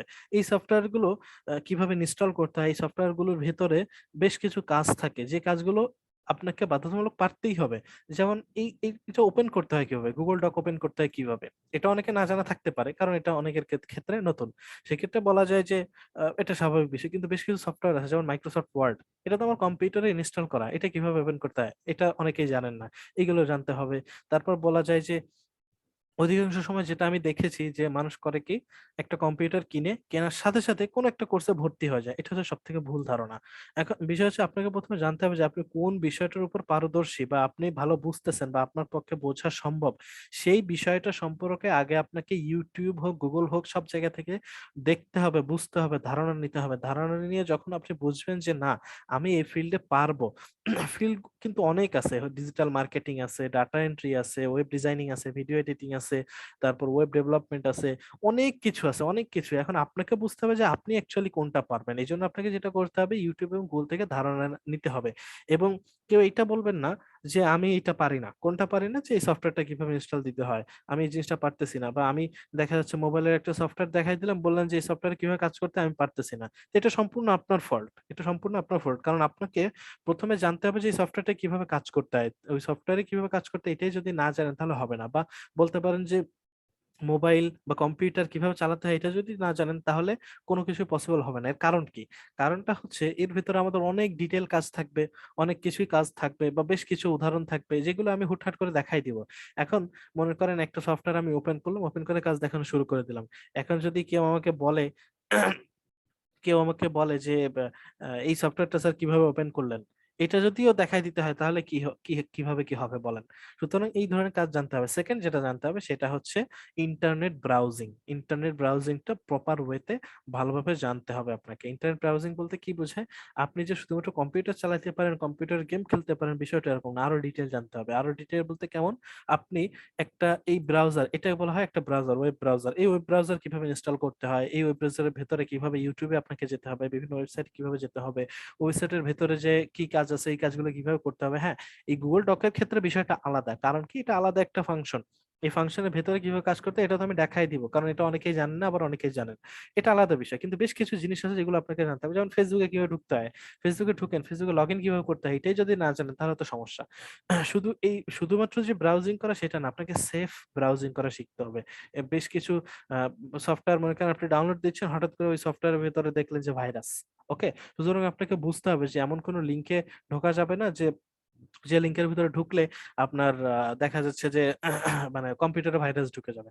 ওকে, এই বিষয়গুলো আপনাকে প্রপার ওয়েতে শিখতে হবে আস্তে আস্তে। তবে এই জিনিসগুলো শিখবেন কখন জানেন? যখন দেখবেন যে আপনি একটা জিনিস পারতেছেন না কিন্তু নিজে নিজেই ওই বিষয়টার উপর চেষ্টা করতেছেন, তখন দেখবেন এই বিষয়গুলো আপনি অটোমেটিক বুঝে যাচ্ছেন। কিন্তু যদি চিন্তা করেন যে আমি এই বিষয়টা পারতেছি না, তাহলে আমার এই বিষয়টা অন্য কেউ শিখাই দিবে, আমাদের স্যার আছে তো শিখাই দিবে, সমস্যা নাই। কিন্তু না, এরকম অন্যের উপর নির্ভরশীল থাকা যাবে না। হ্যাঁ, নির্ভরশীল থাকবেন না কেন, অবশ্যই থাকবেন। যে কাজটা দেখা যাচ্ছে অনেক কঠিন, পারতেছেন না, অনেক কঠিন মনে হচ্ছে আপনার কাছে, বা কেউই পারতেছে না, সবাই অনেক কঠিন বলতেছে, সেই ক্ষেত্রে ওই জিনিসটা সবাই দেখাই দিবে আপনাকে। শুধু আমি না, সবাই দেখাই দিবে। ওই জিনিসটা আমাকে 100 বার কেন, 500 বার জিজ্ঞেস করেন, আমি দেখাই দিব, কোনো ব্যাপার না। ওকে, কিন্তু এমন এমন বিষয় যদি কেউ জিজ্ঞাসা করেন যে এখানে লিখবো কিভাবে, জাস্ট সিম্পল বিষয়টা, বা অনেকে জিজ্ঞাসা করে যে ইভেন আমাকে একজন এরকম জিজ্ঞাসা করছে, স্যার একটা কম্পিউটার বা একটা মোবাইলে কয়টা আইপি ক্রিয়েট করা যায়? তো এই ধরনের প্রশ্ন যদি কেউ করে তাহলে হাসি লাগে, সবার কাছে হাসি লাগে, ইভেন অনেক স্টুডেন্টরাও তখন হেসে ফেলছে। তবে এটা আহামরি কোনো বিষয় না, এটা হইতেই পারে, কারণ তার না জানাই থাকতে পারে, এটা কোনো ব্যাপার না। তারপরেও এই জিনিসগুলো আপনাকে বাধ্যতামূলক জানতে হবে। যদি না জানেন তাহলে হবে কি জানেন, পরবর্তীতে যখন আমরা ডিটেইলে কাজ করব তখন আপনারই বুঝতে সমস্যা হবে।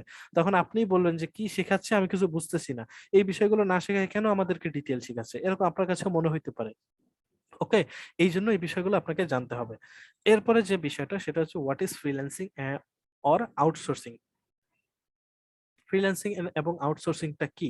এটা অ্যাকচুয়ালি অনেকের কাছে মানে উল্টা মনে হয়, মানে উল্টা বলতে একই মনে হয়, কিন্তু অ্যাকচুয়ালি বিষয়টা একই কিনা এটা আপনাদের কি মনে হয়, এটা আমাকে একটু জানান যে ফ্রিল্যান্সিং এবং আউটসোর্সিং আপনাদের কাছে কি মনে হয়, বিষয়টা কি একই নাকি আলাদা, নাকি এই বিষয় সম্পর্কে কোনো ধারণা নাই, সেটা আমাকে একটু জানান।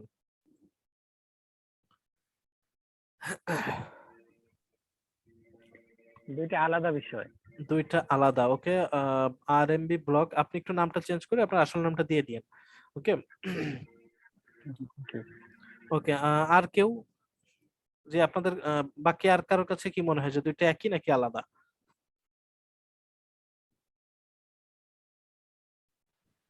আলাদা স্যার।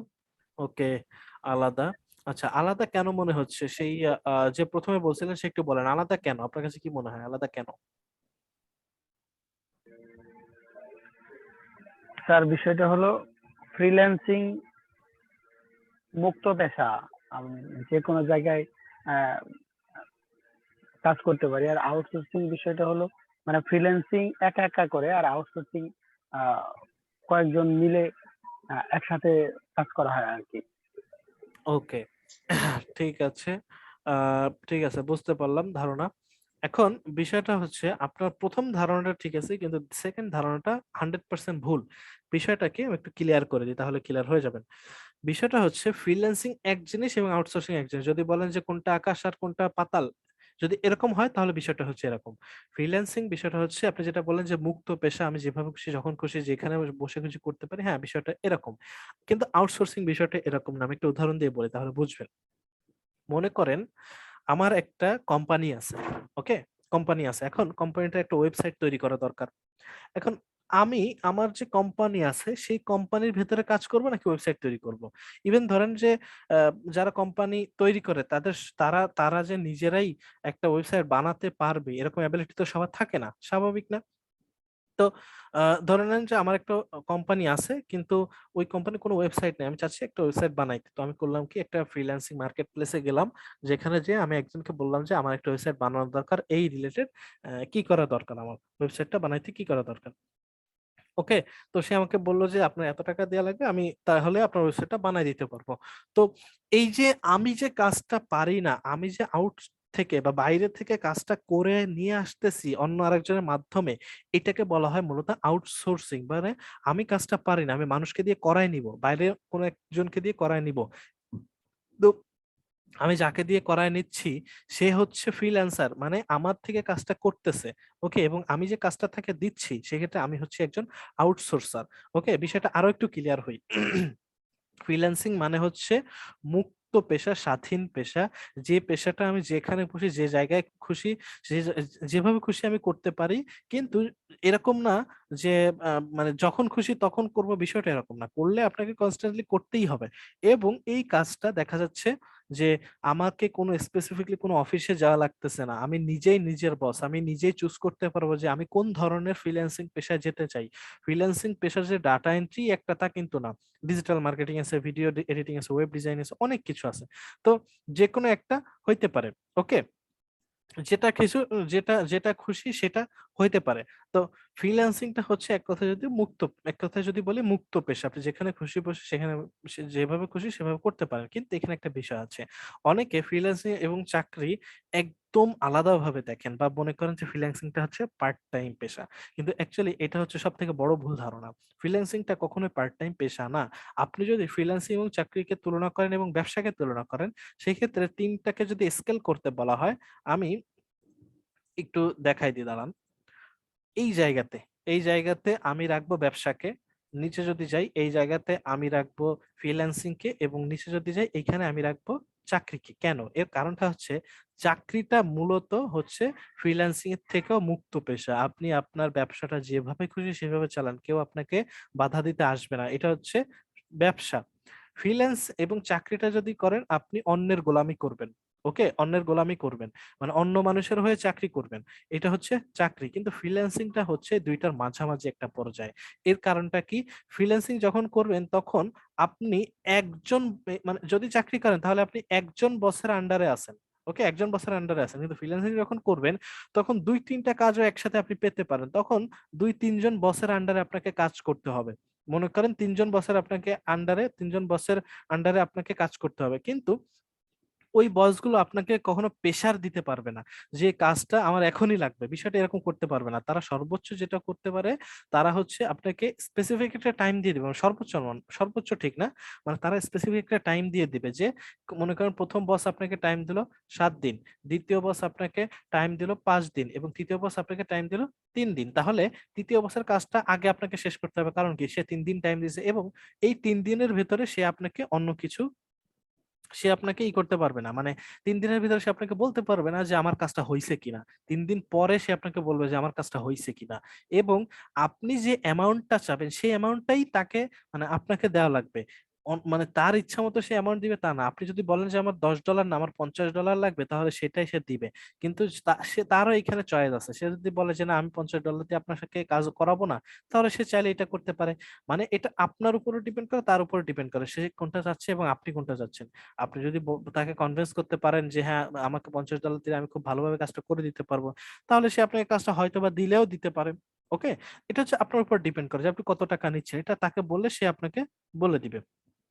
আচ্ছা, সে আপনাকে দিবে, কিন্তু তাকে বুঝাইতে হবে বিষয়টা যে কেন আপনি $50 চান বা কেন আপনি $30 চান। ওকে, এই হচ্ছে বিষয়।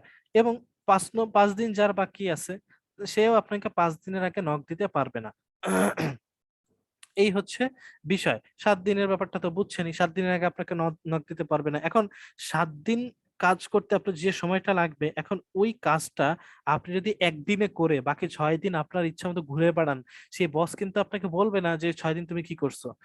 ওকে, সে চাইবে আপনার কাজটা কমপ্লিট হয়েছে কিনা, কমপ্লিট হইলেই যথেষ্ট। এরকম বলবে না যে আমার কাজটা 7 দিনে তৈরি হওয়ার কথা কিন্তু তুমি মানে 7 দিনে তৈরি করতে পারো না, এরকম হলে সমস্যা। আপনার মনে করেন 7 দিন সময় নিছেন কিন্তু কাজটা আপনার করতে একদিন লাগতেছে, আপনি একদিনে করেন, করে তাকে জমা দিয়ে দেন। বাকি 6 দিন কি করলেন সে বস আপনাকে কখনোই জিজ্ঞাসা করবেন, এবং সে জিজ্ঞাসা করার সাহসও তার নাই বা রাইটস তার নাই যে সে আমার লাইফ নিয়ে সে জিজ্ঞাসা করতেছে, এরকম কোনো বিষয় না। এরকম সে জিজ্ঞাসা করতে পারবে না, কারণ তার এরকমই নাই। ওকে, এই জন্য আমাদেরকে ফ্রিল্যান্সিংটা এই ক্ষেত্রে বলতে পারি আমরা মুক্ত পেশা। কিন্তু আমাদের একটা প্রেসার থাকে। কোন প্রেসার? যে আমাদের সময় মতো এই কাজটা জমা দিতে হবে। এই যে স্পেসিফিক সময় মতো যে কাজটা জমা দিতে হবে, এটা বলতে পারেন যে একদিক দিয়ে গোলামি করা। যে গোলামি বলতে চাকরির আন্ডারে বলতে পারেন যে আমাকে এই টাইম অনুযায়ী কাজটা জমা দিতে হবে, তা নাহলে আমাদের জন্য কঠিন হয়ে যাবে। বিষয়টা এরকম। ওকে, এই হচ্ছে বিষয়। আর চাকরি এই এই তিনটার ভিতরে আশা করি পার্থক্যটা বুঝতে পারছেন। এখন আরেকটা পার্থক্য আমি বুঝাই দিই। আরেকটা পার্থক্যটা হচ্ছে, কেউ যদি মনে করেন যে চাকরি করতে মানে চাকরি হচ্ছে ফুল টাইম এবং চাকরি ঠিক না, মানে ফ্রিল্যান্সিংটা হচ্ছে পাশাপাশি একটা জব, তাহলে হচ্ছে সব থেকে বড় ভুল ধারণা। কেন? দেখেন, বিষয়টা হচ্ছে আপনি যদি একটা চাকরি করতে চান তাহলে আপনাকে বেশ সময় দিতে হয়। আপনাকে প্রথমত 20 থেকে 25 বছর পড়ালেখা করে মাস্টার্স পাস করতে হবে, তাহলে এই পাস ওই পাস করতে হবে, বেশ সময় দিয়ে দেন আপনাকে কাজগুলো করতে হবে। ওকে, যখন কাজ করবেন এরপর আপনাকে বিভিন্ন জায়গা থেকে এক্সপিরিয়েন্স নিতে হবে, এক্সপিরিয়েন্স নিতে নিতে আরো 5-10 বছর, দেন আপনার লাইফের 35 বছর বয়সে আপনি একটা ভালো একটা চাকরি পাচ্ছেন, বা 30-25 বছর বয়সে আপনি একটা ভালো চাকরি পাচ্ছেন। তো দেখেন, আপনি 30 থেকে 40 হাজার টাকার একটা বেতনের ভালো চাকরি পাইতে গেলে আপনার কত বছর সময় দিতেছেন? 30 বছরের মতো সময় দিতেছেন। আর সেইখানে আপনি ফ্রিল্যান্সিং করবেন, সেখানে আপনি চিন্তা করতেছেন যে 7টা ক্লাসের একটা কোর্স করে আহামরি ইনকাম করবেন, কখনোই পসিবল না। ওকে, এই জায়গায় হচ্ছে সব থেকে বড় ভুল ধারণা। এই জন্য এই পয়েন্টটা রাখা হয়েছে আপনাদের জন্য, হচ্ছে ফ্রিল্যান্সিং নট ফর ইউ। কখন ফ্রিল্যান্সিং আমাদের জন্য না, সেটা কখন? এখানে আমি কিছু বিষয় লিখে রাখছি। সেটা হচ্ছে যাদের জন্য ফ্রিল্যান্সিং নয়। প্রথমে হচ্ছে যারা শর্টকাটে ফ্রিল্যান্সিং করে সাফল্য পেতে চান। ওকে, অনেকেই আছে, খেয়াল করে দেখবেন যে লেখা থাকে যে আপনি মোবাইলে এই অ্যাপসটা ইনস্টল করুন, 500 টাকা ইনভেস্ট করুন, কয়েকটা অ্যাপসে লাইক দিন, কয়েকটা এই জায়গায় লাইক দিন, ওই জায়গায় লাইক দিন, কিছুদিন পরে আপনাকে বা 1 মাস পরে বা এই কয়টা লাইক দিলে কিছু পয়েন্ট পাবেন, এই পয়েন্টগুলো বিক্রি করে আপনাকে এত টাকা দেওয়া হবে। এই যে চিন্তাগুলো, এইগুলো হচ্ছে শর্টকাট চিন্তা। এই শর্টকাটে যদি আপনি সাফল্য পেতে চান তাহলে এটা হচ্ছে সব থেকে বড় ভুল ধারণা, এটা কখনোই পসিবল না। ফ্রিল্যান্সিং করতে গেলে আপনি কখনোই একটা কোর্স করে যে বা এই যে 7টা কোর্স করেই যে আপনি শিখে যাবেন সেটা কিন্তু বিষয় না, বা 7টা ক্লাস করে, 7টা কোর্স না, 7টা ক্লাস করে যে শিখে যাবেন বিষয়টা কিন্তু এরকম না। আপনাকে হিউজ পরিমাণে সময় দিতে হবে, হিউজ পরিমাণে, হিউজ। ওকে, 6 মাস 1 বছর বেশ সময় দিতে হবে আপনাকে। এরপর যদি যাই, যারা অল্প দিন কাজ শিখে মার্কেট প্লেসে কাজ করতেছে, এই যে যেমনটা একটু আগে বললাম যে 7টা ক্লাস করে মাত্র কাজ করতে চায়, এটা কিন্তু কখনোই পসিবল না। দেখেন, বাংলাদেশে 6 লক্ষের মতো ফ্রিল্যান্সার আছে। এখন আপনি একটু চিন্তা করেন, এই 6 লক্ষ যে ফ্রিল্যান্সার আছে এরা কিন্তু সবাই প্রফেশনাল, সবাই, এমন কেউ নাই যে প্রফেশনাল না, এবং তারা কিন্তু রেগুলার কাজ পাচ্ছেও। হয় অফলাইনে কাজ পাচ্ছে, না হলে অনলাইনে কাজ পাচ্ছে, বিভিন্ন জায়গায় কাজ পাচ্ছে। এখন তারা যে এই যে কাজগুলো করতেছে, তারা প্রফেশনাল বিধায় তারা কাজ করতে পারতেছে। এখন আপনি প্রফেশনাল না, মাত্র 7টা ক্লাস করছেন, করে এই আইডিয়া নিয়েই আপনি মার্কেট প্লেসে যে কাজ চাচ্ছেন মানুষের কাছে। এখন চিন্তা করেন, যারা প্রফেশনাল আছে তাদেরকে কাজ নিয়ে আপনার কাজ না দিয়ে আপনাকে কেন কাজ দিবে? এটা মাথায় একটা মাথায় আসার মতো একটা প্রশ্ন কিনা, একটু নিজে নিজে চিন্তা করেন। অবভিয়াসলি একটা প্রশ্ন, যে 6 লক্ষ ফ্রিল্যান্সার যারা সবাই প্রফেশনাল, তাদেরকে কাজ নিয়ে আমাদেরকে কেন কাজ দিবে? এটা একটা চিন্তার বিষয়। ওকে, সুতরাং যদি এরকম চিন্তা করেন যে না আমাকে আমি জাস্ট 6টা ক্লাস করে বা 7টা ক্লাস করে করতে পারবো না, এটা কখনো পসিবল না। আপনাকে এই 7টা ক্লাস করায় আপনাকে একটা ধারণা দেওয়া হবে যে এই 7টা ক্লাস যেটুকু আইডিয়া নিছেন, এখন এই আইডিয়া গুলোকে আরো ডিটেইলে বড় করতে হবে। তার মানে আপনাকে 7টা গাছের চারা দেওয়া হচ্ছে, বা যে বিষয়গুলো শেখানো হচ্ছে সেই সেই বিষয়গুলো সম্পর্কে বলতে পারেন যে একটা গাছের চারা দেওয়া হচ্ছে। এখন ওই গাছের চারাটাকে আপনি কিভাবে, যদি ওই গাছের থেকে ফল পেতে চান, তাহলে আপনাকে ই করতে হবে। ফল পেতে চান তাহলে গাছটাকে সুন্দর করে লাগাইতে হবে, যত্ন করতে হবে। ওকে, যত্ন করতে হবে, দেন আস্তে আস্তে পানি দিতে হবে, বড় করতে হবে, সার দিতে হবে, দেন আপনি আপনি 6 মাস 1 বছর পরে ওই গাছ থেকে একটা ফল পাবেন। ফ্রিল্যান্সিংটা এরকম একটা বিষয়। আপনাকে 6-7টা ক্লাসে বা 3-4 মাসের একটা কোর্সে দেখা যাচ্ছে যে ওই বিষয়গুলো সম্পর্কে আইডিয়া দিয়ে দেওয়া হয়। ওকে, দেন আইডিয়া দিয়ে দেওয়ার পরে ওই আইডিয়া গুলোকে আপনি যত ভালোভাবে এক্সিকিউট করতে পারবেন, যত ভালোভাবে কাজে লাগাইতে পারবেন, আপনি ঠিক তত ভালোভাবে ওই তত ভালো ফল আপনি পাবেন। এবং অনেকেই আবার বলেন যে 4 মাস 6 মাস অনেকে কোর্স করে দেখা যাচ্ছে কোর্সের ভিতরে ইনকাম করে, এটা কিভাবে পসিবল? আপনি 6 মাসের কোর্স করেন, দেখেন ওই 6 মাসের কোর্সগুলোতে কোর্স ফি কত, 20,000 টাকা 30,000 টাকা আপনাকে দেওয়া লাগতেছে, এবং আপনি ইনকাম করেন, অবভিয়াসলি ভালো একটা ইনকাম পাবেন। কিন্তু এই এই যে কোর্সগুলো, এইগুলো হচ্ছে বেসিক একটা ধারণা। আপনি এই ধারণা থেকে জানতে পারবেন আস্তে আস্তে যে কিভাবে মানে প্রফেশনাল হতে হবে আমাদেরকে। ওকে, আপনি ডিটেইল যে ধারণা পেয়ে যাবেন, এই ধারণাগুলো যদি রাখেন তাহলে সব থেকে বড় ভুল ধারণা। ওকে, যেটা রাখতে হবে, প্রথম মানসিকতা যেটা রাখতে হবে, যে আমাকে সময় দিতে হবে, প্রচন্ড পরিমাণে সময় দিতে হবে। এবং এই পার্ট টাইম যদি চিন্তা করা হয় তাহলে আমি মনে করবো যে কাজ করার কোনো দরকার নেই। আপনি পার্ট টাইম চিন্তা করে যে দিনে 2-3 ঘন্টা সময় দিতে পারতেছেন না, এটা কখনো হয় না। একটা মানুষ চাইলেই দিনে 2-3 ঘন্টা সময় দিতে পারে একটা জিনিসের পেছনে, এটা চাইলেই সম্ভব। ওকে, এরপর হচ্ছে যাদের নিজের কাজের প্রতি দক্ষতা বৃদ্ধি করাতে মনোযোগ নেই। ওই যে যেটা বললাম, যে নিজের কাজের প্রতি দক্ষতা বাড়াইতে হবে, 6 মাস 1 বছর 2-3 বছর বেশ ভালোভাবে সময় দিতে হবে। সময় দিয়ে যে কাজগুলো শিখছেন, যেমন আমাদের মডিউলের দিকে যদি আমি তাকাই, এই যে আমি যদি নিচে যাই, যে এমএস এক্সেল, মাইক্রোসফট এক্সেল বা স্প্রেডশিট, এখন এটা তো আমি ডিটেল শেখাবো না। ডিটেল শেখাইতে গেলে আপনার দেখা যাচ্ছে যে কতদিন, 2 মাসের মতো সময় লাগবে, বা 2 মাস না, আমি যদি আপনাদের ক্ষেত্রে বলি সেক্ষেত্রে 2 মাস লাগতে পারে, কিন্তু আমার ক্ষেত্রে যদি বলি 1 মাসের ভিতরে আমি কমপ্লিট করতে পারবো। ওকে, ইভেন ডিটেল যে আমিও জানি তাও কিন্তু না। কারণ কি দেখেন, প্রথমত কারণটা হচ্ছে অনেক সূত্র, অনেক ডিটেলস, এবং এই ডিটেলস গুলো যদি আপনি প্র্যাকটিস না করেন তাহলে এইটা নিয়ে কখনো আগানো সম্ভব না, বা মনে থাকবে না আপনার। সুতরাং প্র্যাকটিসটা মোস্ট ইম্পর্টেন্ট একটা বিষয়, আপনাকে প্র্যাকটিসটা থাকতেই হবে। ওকে, আচ্ছা, যেটা বলছিলাম, কাজে বৃদ্ধি করার মনোযোগ নেই। ওকে, তো প্র্যাকটিসটা করতে হবে। এরপর হচ্ছে যারা মনে করে ফ্রিল্যান্সিং মানে ঘরে বসে প্রতি মাসে 50 থেকে 60 হাজার টাকা আয় করা যায়, এটা হচ্ছে সব থেকে ভুল ধারণা। এখন মনে করেন আপনি কাজই পারেন না, আপনি চিন্তা করতেছেন আপনি ইনকাম করবেন, এটা কি কখনো পসিবল? কখনো পসিবল না। এবং ঘরে বসে বসে আপনি কম্পিউটার চাপতেছেন, তা থেকে পসিবল হবে? পসিবল হবে না, সম্ভব হবে না। এই জন্য কাজ করা শিখতে হবে, কাজ করা না শিখলে এই জিনিসগুলো কখনো সম্ভব হবে না। ওকে, এরপর যেটা সেটা হচ্ছে যে যারা মনে করে 3-4 মাস ফ্রিল্যান্সিং কোর্স করে সব শিখে যাবেন এবং পরবর্তীতে আর কিছু শেখা লাগবে না, এটা বলতে পারেন ওয়ান অফ দ্য মোস্ট একটা পয়েন্ট। কারণ আপনি 3-4 মাস শিখেই যে সবকিছু শিখে যাবেন, সবকিছু যে আপনাকে শিখাই দিবে, বিষয়টা কিন্তু এরকম না। আপনাকে জাস্ট একটা ধারণা দিবে, অথবা যদি বড় কোর্সে যান, বড় কোর্স গুলোতে যান, সেই ক্ষেত্রে আপনাকে কাজগুলো খুব ডিটেইলে শিখাই দিবে, এবং ওই কাজগুলো করতে তো হবে আপনাকেই, আলটিমেটলি করতে হবে আপনাকেই। তা না হলে তো আপনাকে কেউ টাকা দিবে না। কারণ প্রত্যেকটা মানুষের টাকার দাম আছে, মূল্য আছে। আপনি যদি টাকাগুলো ঠিকঠাক, বা আপনি যদি কাজগুলো না পারেন, তাহলে মানে কাজগুলো না করেন, তাহলে 3-4 মাস শিখে লাভটা হইলো কি? ওই যে কাজগুলো বলা হইলো আপনাকে, যে কাজগুলো সম্পর্কে আরো ডিটেল জানতে বলা হয়েছে আপনাকে, এই কাজগুলো যদি না করেন তাহলে তো আর শিখে লাভ নাই অ্যাকচুয়ালি, তাই না? আপনি মনে করেন যে একটা গাছ লাগাইলেন, কিন্তু গাছ লাগানোর পরে ওই গাছের ফল যদি আপনি না খান, তাহলে কি মানে ফলগুলো আপনি পারলেন, পাড়ার পরে এখন খাবেন, আপনি মনে করতেছেন ফলগুলো পারলাম এখন আমি কাটবো না, না কেটেই খেয়ে ফেলবো। বেদানার কথা আপনি ধরে নেন, বেদানা আপনি যদি খাইতে চান তাহলে আপনি কি মানে গাছের থেকে পেড়ে এনে ঠাস করে খেয়ে ফেলতে পারবেন? পারবেন না, কিন্তু আপনাকে কাটতে হবে, সুন্দর করে ছেলতে হবে, দেন আপনি জিনিসটা খাইতে পারবেন। বিষয়টা হচ্ছে এরকম, এই যে কোর্সগুলো করানো হয় এই কোর্সগুলো কিন্তু অ্যাকচুয়ালি আপনাকে গিলায় দেওয়ার জন্য বা খাওয়াই দেওয়ার জন্য, বা ওই যে বেতানোর মতো খুলে যে আপনাকে খাওয়াই দিবে, তাহলে তো তারা ইনকাম করে টাকাটা আপনার হাতে দিয়ে দিলেই হয়ে যাচ্ছে। বিষয়টা এরকম, অ্যাকচুয়ালি বিষয়টা ওরকম কাজ করে না, ওইভাবে কাজ করে না।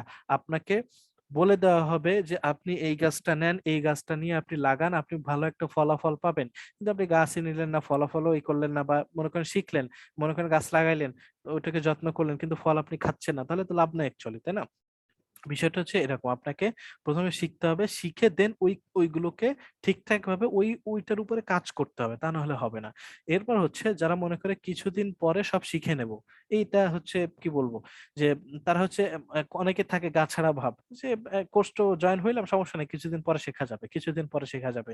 এগুলো যদি করা হয় তাহলে দেখা যাচ্ছে পরবর্তীতে অন্য কিছু মানে কোনো কিছুতেই মন বসে না অ্যাকচুয়ালি, যে এটা করবো না ওইটা, এরকম হয় না অ্যাকচুয়ালি। সুতরাং মানে কিছুদিন পর শিখে নেবো, এই ধারণাটা রাখা যাবে না। এরপর হচ্ছে যারা ফ্রিল্যান্সিং নির্দিষ্ট পরিমাণ সময় দিতে পারে না, এই যে সময়ের কথাটা দেখতেছেন খেয়াল করে, আমি প্রথম থেকেই বলে আসতেছি যে সময় দিতে হবে, যদি সময় না দিতে পারেন তাহলে কিন্তু সম্ভব না। ওকে, সময়টা এখানে খুব গুরুত্বপূর্ণ একটা বিষয়, এবং সময় যে দিতে হবে, সময় যে আপনি অন্য জায়গায় দিবেন তা হবে না, এই দিকেই বা এই সেক্টরেই আপনাকে প্রপারলি সময় দিতে হবে, তা না হলে কিন্তু হবে না। ওকে, এরপর হচ্ছে যাদের পরিশ্রম করার মানসিকতা নেই বা সামর্থ্য নেই, এখানে দেখেন পরিশ্রম আপনাকে করতে হবে। কিভাবে পরিশ্রম করতে হবে?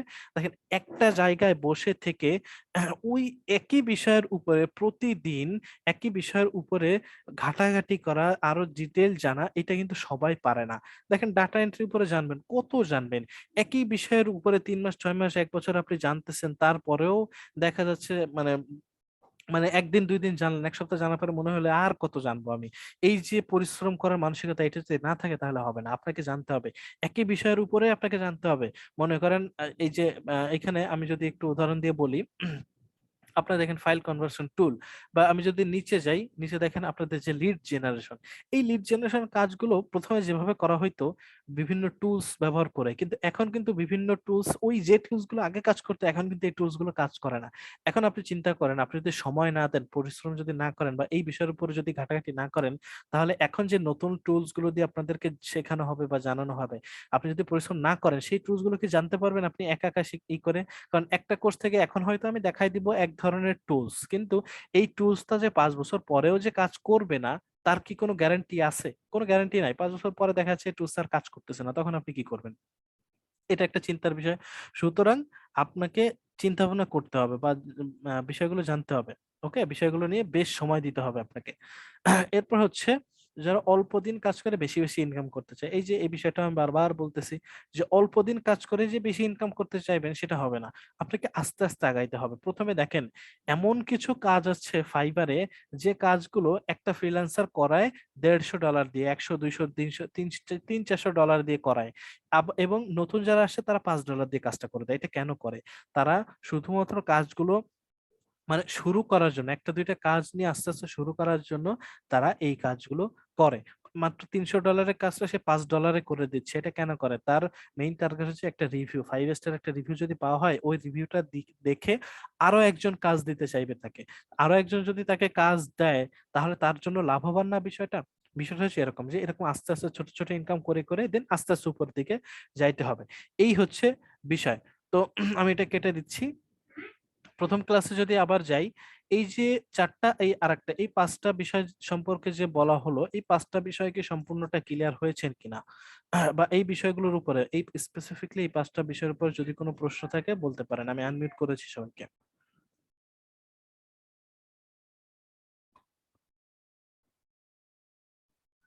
হ্যালো, সবাই কি আমার কথা শুনতে পাচ্ছেন? জি, শুনতে পাচ্ছি। জি, তাহলে জি, একটু বলেন শুনতে আমাকে পাচ্ছি। যে মানে বলেন যে বুঝতে পারছেন কিনা, নাকি জি, কোনো বুঝতে প্রশ্ন? জি, পারছি। ওকে, পাচ্ছি। ঠিক আছে, থ্যাংক ইউ।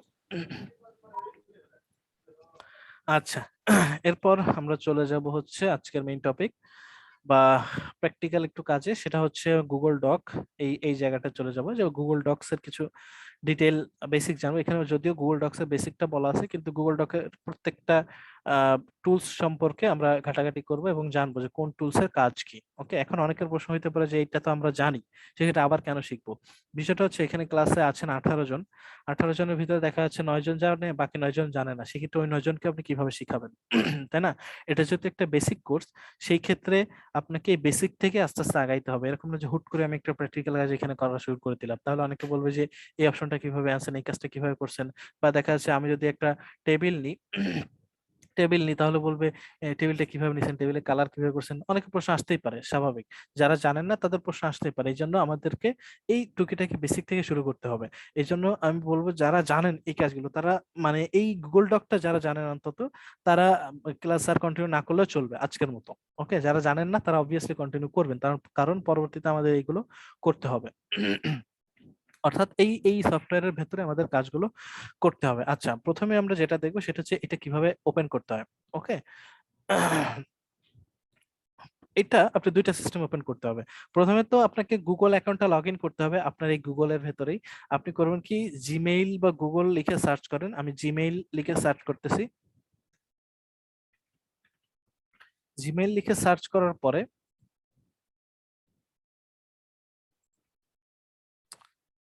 ঝামেলা। ওকে, জিমেইল লিখে সার্চ করার পরে যে ইমেইল বা জিমেইল, এটার ভিতরে যান। যাওয়ার পরে আমার তো এখানে চলে আসছে, আপনাদের আসবে না, আপনাদেরকে লগ ইন করতে বলবে, অ্যাড অ্যাকাউন্ট করতে বলবে। আপনি অ্যাড অ্যাকাউন্ট করে নেবেন, যেটা খুবই ইজি, যেটা আপনাকে নিজে থেকে একটু বুঝে বুঝে করতে হবে। ওকে, অ্যাড করবেন। অ্যাড করার পরে সেকেন্ড যে কাজটা সেটা হচ্ছে আপনি ক্রোম ব্রাউজার ওপেন করবেন। ওপেন করার পরে, ওপেন তো থাকবেই, এরপরে নতুন ট্যাবে আসবেন। নতুন ট্যাবে আসার পরে দেখেন এইখানে জিমেইল, ইমেজ, এই একটা অপশন, গুগল অ্যাপস এর একটা অপশন, এবং এখানে একটা পিকচার দেখা আছে আমার জিমেইলের। সেই পিকচারটা আমাকে যেটা করতে হবে, গুগল ইমেজের পাশে এই যে অপশনটা, এখানে ক্লিক করতে হবে। অপশনে ক্লিক করে একটু নিচে যান। নিচে যাওয়ার পর দেখেন ডক্স লেখা আছে, খেয়াল করছেন? কোথায় আসলাম? গুগল ক্রোম ব্রাউজার ওপেন করছি। ওপেন করার পরে এই ডান সাইডে এই অপশনে এখানে ক্লিক করেছি, এরপর নিচে গিয়েছি। নিচে যাওয়ার পরে গুগল ডক্স, গুগল শিট, এটা দেওয়া আছে। এখানে আমাদেরকে গুগল ডকে ক্লিক করতে হবে। গুগল ডকে যখন ক্লিক করব, তখন আমরা এই জায়গাটাতে চলে আসব। ওকে, এই জায়গাটাতে চলে আসবে। এখন সেকেন্ড যে কাজটা, এটা হলো একটা অপশন। এভাবে আমরা আসতে পারি। আর একটা সিস্টেম আসতে পারে, সেটা হচ্ছে ডাইরেক্ট গুগলে আমরা সার্চ করবো যে Google D O C, S, Google Docs থেকে সার্চ করার পরে এই যে চলে আসছে Google Docs free online document for personal use. এখানে আমরা ক্লিক করব। এখানে ক্লিক করার পরে একটা অপশন আসছে, দেখেন গো টু গুগল ডক্স, এটাতে ক্লিক করবেন। ওকে, এটাতে ক্লিক করলে আমরা এই জায়গায় চলে আসবো। তো এইটা আর এইটা দেখেন দুইটা হুবহু সেম, আমরা একটা কেটে দিচ্ছি। যখন এই অপশনটাতে চলে আসবো, তখন এই যে ব্ল্যাঙ্ক অপশন, এই ব্ল্যাঙ্কে ক্লিক করবো। ব্ল্যাঙ্কে ক্লিক করলে নতুন একটা পেজ আমরা পাবো, নতুন একটা পেজ পাবো। এবং এই পেজটা কোথায় সেভ হবে, কিভাবে সেভ হবে, বা কোথায় আমরা পাবো পরবর্তীতে, সেটা আমরা পরে দেখবো। আগে দেখবো এটার ভিতরে কিভাবে কাজ করতে হয়। ওকে, তো এখন আমাদের এই ফাইলটার একটা নাম দিতে হবে। ফাইলের নাম কিভাবে দিব? এই উপরে দেখেন বাম সাইডে আনটাইটেল ডকুমেন্ট, এখানে ক্লিক করব। ক্লিক করে এখানে ক্লিক করে আমাকে একটা নাম লিখতে হবে। এখন আমরা কি নাম লিখবো? আপনাদের ব্যাচের নামটা লিখি, ব্যাচ।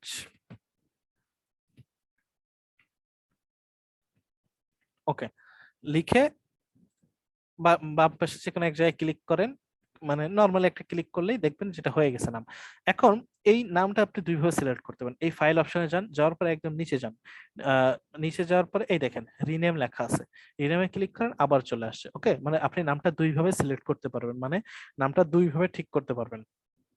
আচ্ছা, এটা গেল একটা অপশন। এখন এখানে দেখেন file, edit, view, insert, format, tools, add on এবং হেল্প, এই যে কয়েকটা অপশন আছে, এইটার ভিতরে আমাদের মেইনলি দরকার হবে ইনসার্ট এবং ফরম্যাট। এই দুইটার ভিতরে যা আছে এই সবগুলো আমরা মেইনলি দেখবো। এবং তাছাড়া ফাইল, এডিট, ভিউ বা টুলস, অ্যাড অন, এইটার ভিতরে যা যা আছে এইগুলো, যেগুলো না জানলেই না, সেই সম্পর্কে আমরা একটু জানবো। প্রথমে ফাইলের ভেতরে যায়, ফাইলের ভেতর থেকে ওপেন, ওপেনে যখন আপনি ক্লিক করবেন, ক্লিক করার সাথে সাথে আপনাকে গুগল ড্রাইভ, গুগল ড্রাইভটা সবাই জানেন, গুগল ড্রাইভে ক্লিক করতে হবে। গুগল ড্রাইভে যে ফাইলগুলো থাকবে সেই ফাইলগুলো আপনি এখান থেকে নিতে পারবেন, যদি কোনো ডকুমেন্ট ফাইল থাকে।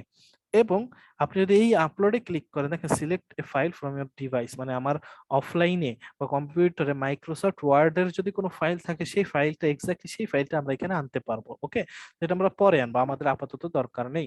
এরপর হচ্ছে মেক এ কপি, এটার কপি করতে পারবো। ইমেইলে দিলে ইমেইল দিতে, ইমেইল সেন্ড করতে পারবো মানুষকে, এবং এই কাজটা আমরা এই শেয়ারের মাধ্যমে করবো, সেটা পরে, এখন না। ডাউনলোড করতে পারবো, এখানে যে ফাইলটা লিখবো সেই ফাইলটা আমরা এই ফাইলগুলোতে ডাউনলোড করতে পারবো, ডক ফাইলে, ওডিটি ফাইলে, RTF, PDF, TXT, zip file, HTML file, সব ফাইলে আমরা এটাকে ডাউনলোড করতে পারবো। ওকে, এরপর মেক অ্যাভেলেবল ফর অফলাইন, এখানে ক্লিক করলে আপনি অফলাইনেও কাজ করতে পারবেন, তবে আমাদের মেইন উদ্দেশ্যতে এটা অটোমেটিক সেভ থাকবে। যদি ওইটা রাখতে চাই তাহলে অবভিয়াসলি আমাদেরকে অনলাইনে কাজ করতে হবে। ওকে, এরপর ভার্সন টার্সন এগুলো দরকার নেই, মুভ এগুলো দরকার নেই। আমাদের এখানে একটা বিষয় গুরুত্বপূর্ণ, সেটা হচ্ছে পেজ সেটআপ। প্রিন্টও দরকার নেই, কারণ অনলাইনে কেউ প্রিন্ট করার জন্য কাজ করে না, এটা সব অফলাইনে কাজ করে, তো প্রিন্টও আমরা শিখবো না, এটা দরকার নাই কোনো। ওকে, পেজ সেটআপ, পেজ সেটআপে যাব। নরমালি আমরা যখন অনলাইনে কাজ করবো তখন পেজ সেটআপটা অটোমেটিকলি যেমন আছে সেরকমই থাকবে, তবে কিছু কিছু বিষয় আমরা জেনে রাখা ভালো, কারণ হুটহাট লেগে লেগে যেতে পারে, হুটহাট লাগতে পারে। এই জন্য ফাইল থেকে পেজ সেটআপে ক্লিক করবো, ক্লিক করার পর এখানে আসছে কি, প্রথমে হচ্ছে হোল ডকুমেন্ট, আমরা পুরো ডকুমেন্টে এটাকে করতে চাই কিনা। হ্যাঁ, আমরা পুরো ডকুমেন্টেই করব। এখানে আরো কিছু অপশন আসবে, আরো কিছু লেখা আসবে। এটা কখন আসবে, যখন এখানে তো আমার একটা পেজ, তাই না? দেখেন এখানে একটা পেজ, যার কারণে আমার অন্য কোনো অপশন আসতেছে না। যদি অন্য কোনো পেজ থাকতো তাহলে আসতো, তা অন্য কোনো পেজে কেউ সেট আপ করে না, মানুষ করলে পুরো সব ডকুমেন্টে এই কাজগুলো করে। ওকে, তো এটা গেল। এরপর হচ্ছে ওরিয়েন্টেশন, মানে লম্বালম্বি থাকবে নাকি আড়াআড়ি থাকবে, এক কথায় পোর্ট্রেট নাকি ল্যান্ডস্কেপ। আমরা এই পেজ কালার, একটা কালার দিয়ে দিই, মনে করেন এই কালারটা দিয়ে দিই, দিয়ে ওকে দিয়ে দিই। দেখেন পেজ কালার লাল হয়ে গেছে না, এটা কি লম্বালম্বি আছে। এখন ফাইল থেকে পেজ সেটআপে যাব, পেজ সেটআপে যাওয়ার পরে দেখেন পোর্ট্রেট আছে লম্বালম্বি, ল্যান্ডস্কেপ দিয়ে ওকে দিয়ে দিই, দেখেন এটা আড়াআড়ি হয়ে গেছে। ওকে, এই হচ্ছে বিষয়। তো আমরা এটা নরমালি সবসময় ডিফল্ট যেটা থাকবে সেটাই দিব। এরপর হচ্ছে মার্জিন। এখন মার্জিনটা কি, পোর্ট্রেট দিয়ে দিলাম, মার্জিনটা কি অ্যাকচুয়ালি, মার্জিনটা হচ্ছে, দাঁড়ান এক সেকেন্ড,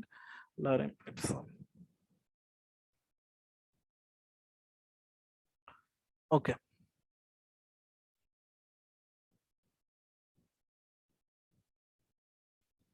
এই যে লেখাগুলোকে আমরা এখানে নিয়ে আসলাম। ওকে, লেখাগুলোকে আমরা এখানে নিয়ে আসলাম। এখন দাঁড়ান এক সেকেন্ড,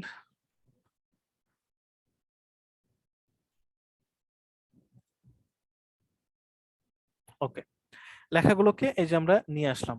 এখন এই লেখাগুলো, আচ্ছা আরেকবার একটু কপি করি। এই যে লেখাগুলো নিয়ে আসার পর একটু খেয়াল করে দেখেন, বাম সাইডে কতটুকু ফাঁকা, উপরে কতটুকু ফাঁকা, ডান সাইডে কতটুকু ফাঁকা, খেয়াল করে দেখছেন। এখন এই যে ফাঁকা, এটাকে বলা হয় মার্জিন। এই মার্জিনটাকে আপনি কমাইতে বাড়াইতে পারবেন। দেখেন বাম সাইডে 1 ইঞ্চি, উপরে 1 ইঞ্চি, ডাইনে 1 ইঞ্চি ফাঁকা। ওকে, এটাকে কিভাবে কমানো বাড়ানো যায়, আমরা পেজ সেটআপে যাই, যার পরে দেখেন টপ 1 ইঞ্চি, আমরা এটাকে করতে পারি 0.5 বা 2 ইঞ্চি করে দিই। বটম নিচে তো দেখা যাবে, মানে দরকার নেই, আমরা লেফটে করি, বামে করি, বামেও 2 ইঞ্চি করি, এবং রাইটে মনে করেন যে 0.5 বা 0.2 করি, মানে 10 ভাগের 2 ভাগ। ওকে, 1 থেকে 0.2, অনেক কম। ওকে দিয়ে দিই। এখন দেখেন তো কি হয়েছে, এখন দেখলে বুঝবেন, বামে 2 দিছিলাম, উপরে 2 দিছিলাম, ডানে দেখেন 0.2 দিছিলাম, দেখেন কত কমে গেছে। তো এই হচ্ছে মার্জিন। মার্জিনটা আপনি সিলেক্ট করে দিতে পারবেন। তো নর্মালি থাকে সবকিছু ডিফল্ট এক এক ভাবে থাকে, পেজ কালারটা সাদাই থাকবে, হোল ডকুমেন্ট পোর্ট্রেট থাকবে। ওকে, এটা হচ্ছে ডিফল্ট আর কি। ওকে, এটা হচ্ছে ডিফল্ট। যাই হোক, এটা তো গেল। এখন এইটা আমরা যখন অনলাইনে কাজ করব, আমাদের পেজ সেটআপটা কেমন থাকা দরকার। ও, এখানে আরেকটা বিষয় মিস করে গেছি, সেটা হচ্ছে পেজ সেটআপে আপনি পেপার সাইজ দেখতে পারবেন, লিগ্যাল, তারপর লেটার, ট্যাবলয়েড, তারপর A4, A3, A5, A6, এই ধরনের পেপার সাইজ তো আমাদের লিগ্যালি থাকে সবসময়। এখন আমরা অনলাইনে যখন কাজ করব তখন আমাদের আমরা কোনটা করব, সেটা হচ্ছে ডিফল্ট ওপেন করার সাথে সাথে যেমন সিস্টেমে থাকে আমাদের, ঠিক সেই সিস্টেমেই আমরা কাজগুলো করব, সেই যে স্টাইলে থাকবে সেই স্টাইলে কাজগুলো করব। আমরা কখনো পেজ সেটআপটা করব না বা করার দরকার নেই। ওকে, পেজ সেটআপটা আমাদের করার দরকার নেই। আচ্ছা, পেজ সেটআপটা এই গেল। পেজ সেটআপটা নরমালি ডিফল্ট যেটাই থাকবে ওপেন করার সাথে সাথে সেরকমই রাখবো। ওকে, এটা গেল। এরপর হচ্ছে এডিট। এডিটের ভেতরে আন্ডু করা, রেডো করা, এগুলো আমি দেখাবো না, এগুলো খুব ইজি। কাট করা, কপি করা, পেস্ট করা, এগুলো দেখাবো না। তবে এখানে একটা গুরুত্বপূর্ণ অপশন আছে, সেটা হচ্ছে পেস্ট উইদাউট ফরম্যাটিং। বিষয়টা কি, দেখেন আমি যখন এখান থেকে লেখা একটা নিয়ে আসতেছি, বা মনে করেন ফেসবুক থেকেই আপনাদের এই লেখাটা আমি নিয়ে আসি, এই লেখাটা রাইট ক্লিক করে কপি করলাম, এরপর এখানে আনলাম, আনার পরে রাইট ক্লিক করে এই যে পেস্ট করলাম। পেস্ট করার পরে দেখেন যখন পেস্ট করছি তখন তখন আমাদের এখানে কেমন আসছে লেখাটা, লেখা তো আসছেই, তার সাথে সাথে এর ব্যাকগ্রাউন্ডে একটা কালো একটা কি চলে আসছে না? এটা কেন আসছে? এটা হচ্ছে ফরম্যাটিং, মানে একটা ডিজাইন হয়ে অটোমেটিকলি চলে আসছে। ওকে, তো আমরা এটা চাচ্ছি না। এটা যদি না চাই সেক্ষেত্রে আমরা কি করতে পারি? পেস্ট উইদাউট ফরম্যাটিং দিব, মানে এডিট থেকে দেখেন পেস্ট উইদাউট ফরম্যাটিং এ যদি ক্লিক করি সে লেখাটা অটোমেটিক লেখা হিসেবে আসছে। এখন এই অপশনটা আরো 3টা জায়গায় আছে। কোথায় কোথায়? প্রথম যেটা একটা shortcut control alt V, sorry control shift V যদি ক্লিক করেন, কন্ট্রোল শিফট ভি যদি ক্লিক করেন এই অপশনটা আপনি দেখতে পারবেন। আরেকটা অপশন হচ্ছে আপনি রাইট ক্লিক করেন, দেখেন পেস্ট উইদাউট ফরম্যাটিং চলে আসছে। আরো একটা অপশন আছে, আপনি এই টুলস এর ভেতরে, এই সরি ফরম্যাটের ভেতরে যান। মনে করেন আগে এই লেখাটাকে আমি নর্মালি পেস্ট করি, নর্মালি পেস্ট করার পরে এরকম আসছে না, এরপর লেখাটা সিলেক্ট করি, লেখাটা সিলেক্ট করার পরে ফরম্যাটে যান, ফরম্যাটে যাওয়ার পরে দেখেন নিচে আছে ক্লিয়ার ফরম্যাটিং, এখানে ক্লিক করেন, ক্লিক করার পরে দেখেন ফরম্যাটটা ক্লিয়ার হয়ে গেছে। আরো একটা অপশন আছে, আমি আবার পেস্ট করি। ওকে, পেস্ট করার পরে আমি লেখাটাকে সিলেক্ট করি, সিলেক্ট করার পরে এই ডান সাইডে দেখেন শর্টকাট দেওয়া আছে টি চিহ্ন এবং মাঝখানে কাটা, এইখানে ক্লিক করেন দেখেন চলে আসছে। মানে একই অপশন আপনি কয় জায়গায় পাচ্ছেন? এমনি আপনি তো কিবোর্ড দিয়ে শর্টকাট প্রেস করতেছেনই, কন্ট্রোল সব ভি, এরপর রাইট ক্লিক দিয়ে একবার আসতেছে, এখানে একটা আসতেছে, আবার ফরম্যাটের ভিতরে একটা আসতেছে, আবার এডিটের ভিতরে আরেকটা আসতেছে। মানে কয়টা? 4টা 5টা আপনি অপশন পাচ্ছেন একই জিনিস। ওকে, তো এটা বিভিন্ন উদ্দেশ্যে দিয়ে রাখছে। এটা যেভাবে খুশি সে সেভাবে ব্যবহার করতে পারেন, একভাবে ব্যবহার করলেই হচ্ছে। ওকে, এটা গেল। এরপর হচ্ছে এডিটটা গেল, এরপর হচ্ছে ভিউর ভিতরে একটা অপশন গুরুত্বপূর্ণ, সেটা হচ্ছে রুলার। ওকে, রুলারটা একটু গুরুত্বপূর্ণ, আমরা এটাকে ডিলিট করি। ওকে, রুলারের ভিতরে যদি দেখেন এই যে রুলারটা দেখতে পাচ্ছেন এক, তারপর এই যে 1 2 3 4 দেওয়া, এটা হচ্ছে রুলার। বাম সাইডে দেখেন এই যে দেওয়া আছে রুলার। তো ভিউ থেকে আমরা রুলার অফ করে দিই, এটা উঠে যাবে। আবার যদি নিয়ে আসি, নিয়ে আসলাম। এখন এটা থাকলে লাভ কি আর না থাকলে মানে ক্ষতিটা কি? ওকে, তো দেখেন এই হচ্ছে একটা প্যারাগ্রাফ, আমরা করে কি এই প্যারাগ্রাফটাকে আর একটা প্যারাগ্রাফে ভাগ করি। 2টা প্যারাগ্রাফ, একটা প্যারাগ্রাফ এবং আর একটা প্যারাগ্রাফ, তাই না? এখন এই প্যারাগ্রাফটা দেখেন, আমি যদি চাই যে স্পেসিফিক এই একটা প্যারাগ্রাফই এই জায়গা থেকে শুরু হবে, কি করতে হবে? এই অপশন থেকে দেখেন জাস্ট এইটা টান দিতে হবে, সরি এই উপরে এটা টান দিতে হবে। ও ঝামেলা, এটাই হচ্ছে অনলাইনে ঝামেলা। মাঝে মাঝে আপনি খেয়াল করে দেখবেন যে স্পেসিফিক কিছু জিনিস কাজ করবে না।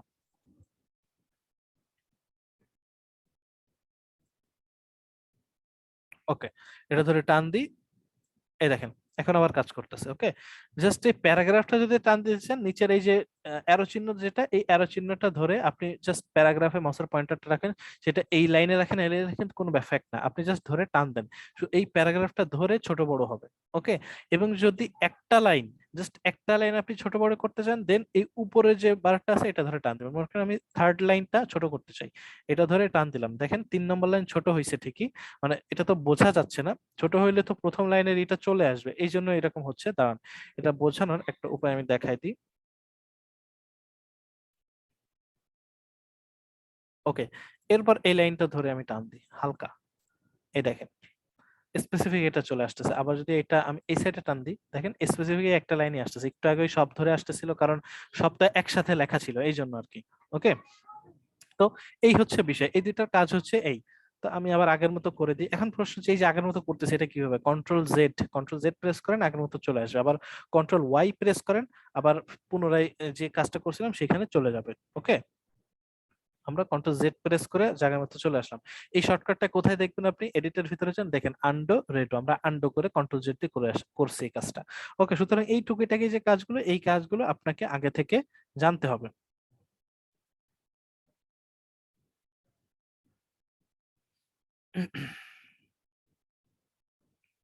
আচ্ছা,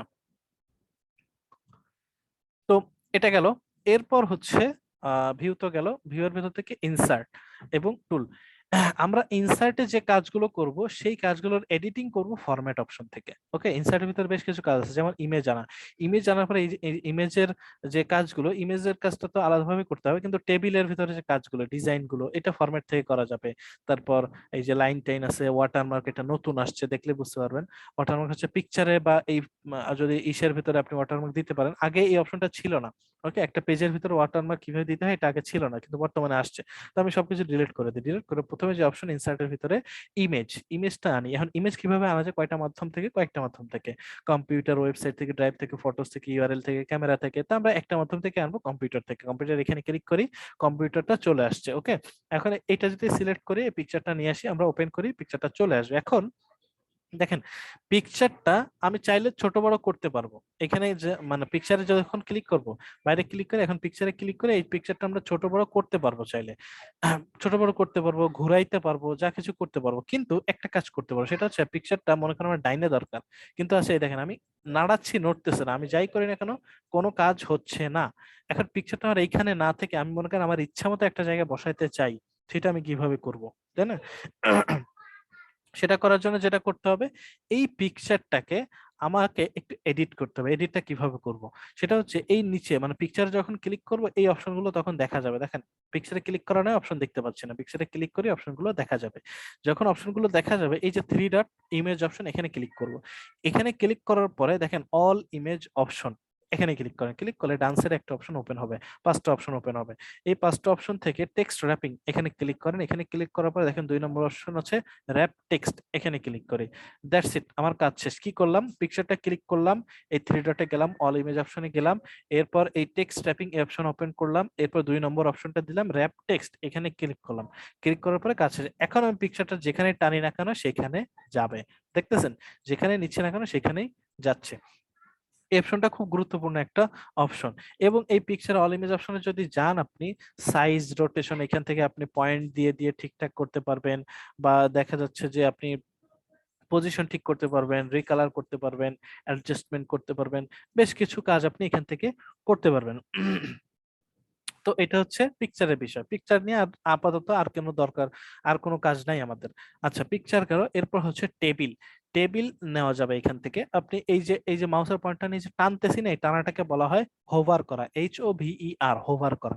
ওকে, এখন এইটা আপনি 20x20 মানে 20x20 ভাবে আপনি নিতে পারবেন। আমি এই যে টানতে টানতে দেখেন, এই এই যে 20x20, এর বেশি টেবিল আমি নিতে পারবো না এখানে। ওকে, এর বেশি টেবিল আমি এখানে নিতে পারবো না। এখন মনে করেন আমি এই কটা টেবিল নিলাম, টেবিলটা চলে আসছে।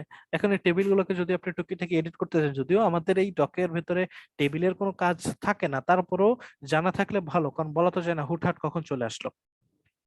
ওকে, তো এখন আমাদেরকে যেটা করতে হবে সেটা হচ্ছে যে এই টেবিলগুলোকে একটু কাস্টমাইজ বা এডিট করতে হবে। সেটা কিভাবে? প্রথমত এই টেবিলটাকে প্রথম লাইনের ভিতরে আমাদের টাইটেল বা একটা মার্চ করা। মার্চ কিভাবে করতে হয়? মার্চ মানে কি? মার্চ মানে একটা লাইনের ভিতরে আমাদেরকে টাইটেল দিতে হবে। এখন এই টাইটেলটা আমি কি এখানে টাইটেল একটা ওয়ার্ড, এখানে একটা ওয়ার্ড, এখানে একটা ওয়ার্ড, এভাবে তো দিব না। আমার পুরো ঘরটাকে একটা হিসেবে চাই, মানে মাঝখানে এই দাগগুলো আমি চাচ্ছি না। এটাকে বলা হয় মার্চ করা। এটা কিভাবে করবো? প্রথমে লেখাটা বা এই ঘরটা সিলেক্ট করলাম, সিলেক্ট করার পরে রাইট ক্লিক করেন, বা রাইট ক্লিক করার পরে নিচে যান, নিচে যাওয়ার পরে এই দেখেন মার্চ সেল, এখানে ক্লিক করেন। দেখেন সেলটা একটা ঘর হয়ে গেছে। ওকে, এখন আপনি এখানে আপনার টাইটেল যেটা থাকবে সেটা লিখেন।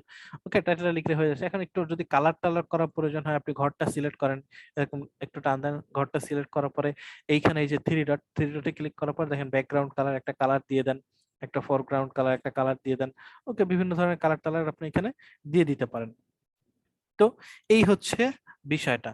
এরপর এই জিনিসটাকে যদি একটু এডিট করতে চান, আপনি এখান থেকে একটু এডিট করে দেন। এইটুকুইটা কি বিষয়, এটা নিয়ে আহামরি কোনো কাজ নাই, বা আমাদের আহামরি কোনো কাজের প্রয়োজন হয় না।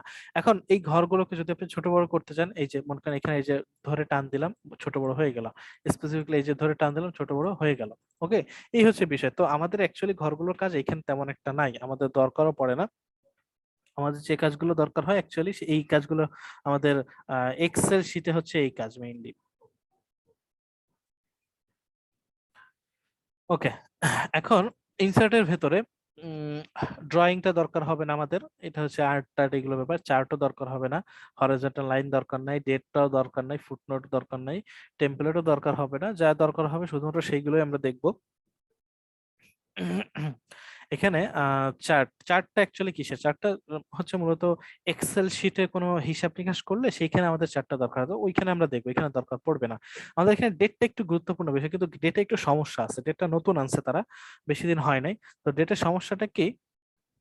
সমস্যাটা হচ্ছে যে আপনি যখন ডেট দিবেন, দেখেন ডেটটা দিই আমি, একটা তারিখ এখানে দিয়ে দিলাম অক্টোবর 12 2021। এখন আমাকে যদি এখানে 2021-এর জায়গায় 2012 দিতে হয়, তাহলে আমাকে বেশ কষ্ট করতে হবে। দেখেন আমাকে স্পেসিফিকলি সাল দেওয়ার কোনো অপশন নাই, আমাকে এরকম করে করে করে করে দেন যেতে হবে, যেটা অনেক মানে ঝামেলা একটা কাজ। এই অপশনটা দেওয়া উচিত ছিল যে আমি আমার ইচ্ছা মতো একটা তারিখ লিখবো, সেই অপশনটা তারা এখানে রাখে নাই, এটা রাখা উচিত ছিল। তারপরে এই যে তারা ডেটের অপশনটা রাখছে, যেটা খুব ভালো একটা বিষয়। ওকে, এটা নতুন আছে তারা। এরপর টেমপ্লেট, আপনি মিটিং নোট টোট এখান থেকে মানে কখন আপনার মিটিংটা হবে ক্যালেন্ডার থেকে আপনি এটা ঠিকঠাক করতে পারবেন, তো এটা আমাদের দরকার নেই অ্যাকচুয়ালি। আমাদের এই জিনিসগুলো কখনো দরকার পড়ে না, মিটিং টিটিং এর ক্ষেত্রে, ডেটের ক্ষেত্রে কখনো পড়ে না। আমরা এখানে আর কি কি আছে, স্পেশাল ক্যারেক্টার। স্পেশাল ক্যারেক্টার বলতে কি বুঝে? স্পেশাল ক্যারেক্টার গুলো হচ্ছে যে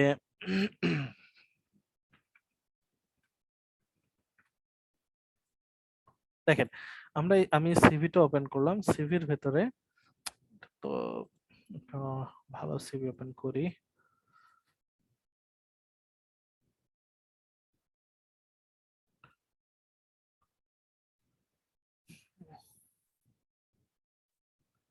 একটা ভালো কোয়ালিটি ওয়ালা পাচ্ছি না, দাঁড়ান এক সেকেন্ড।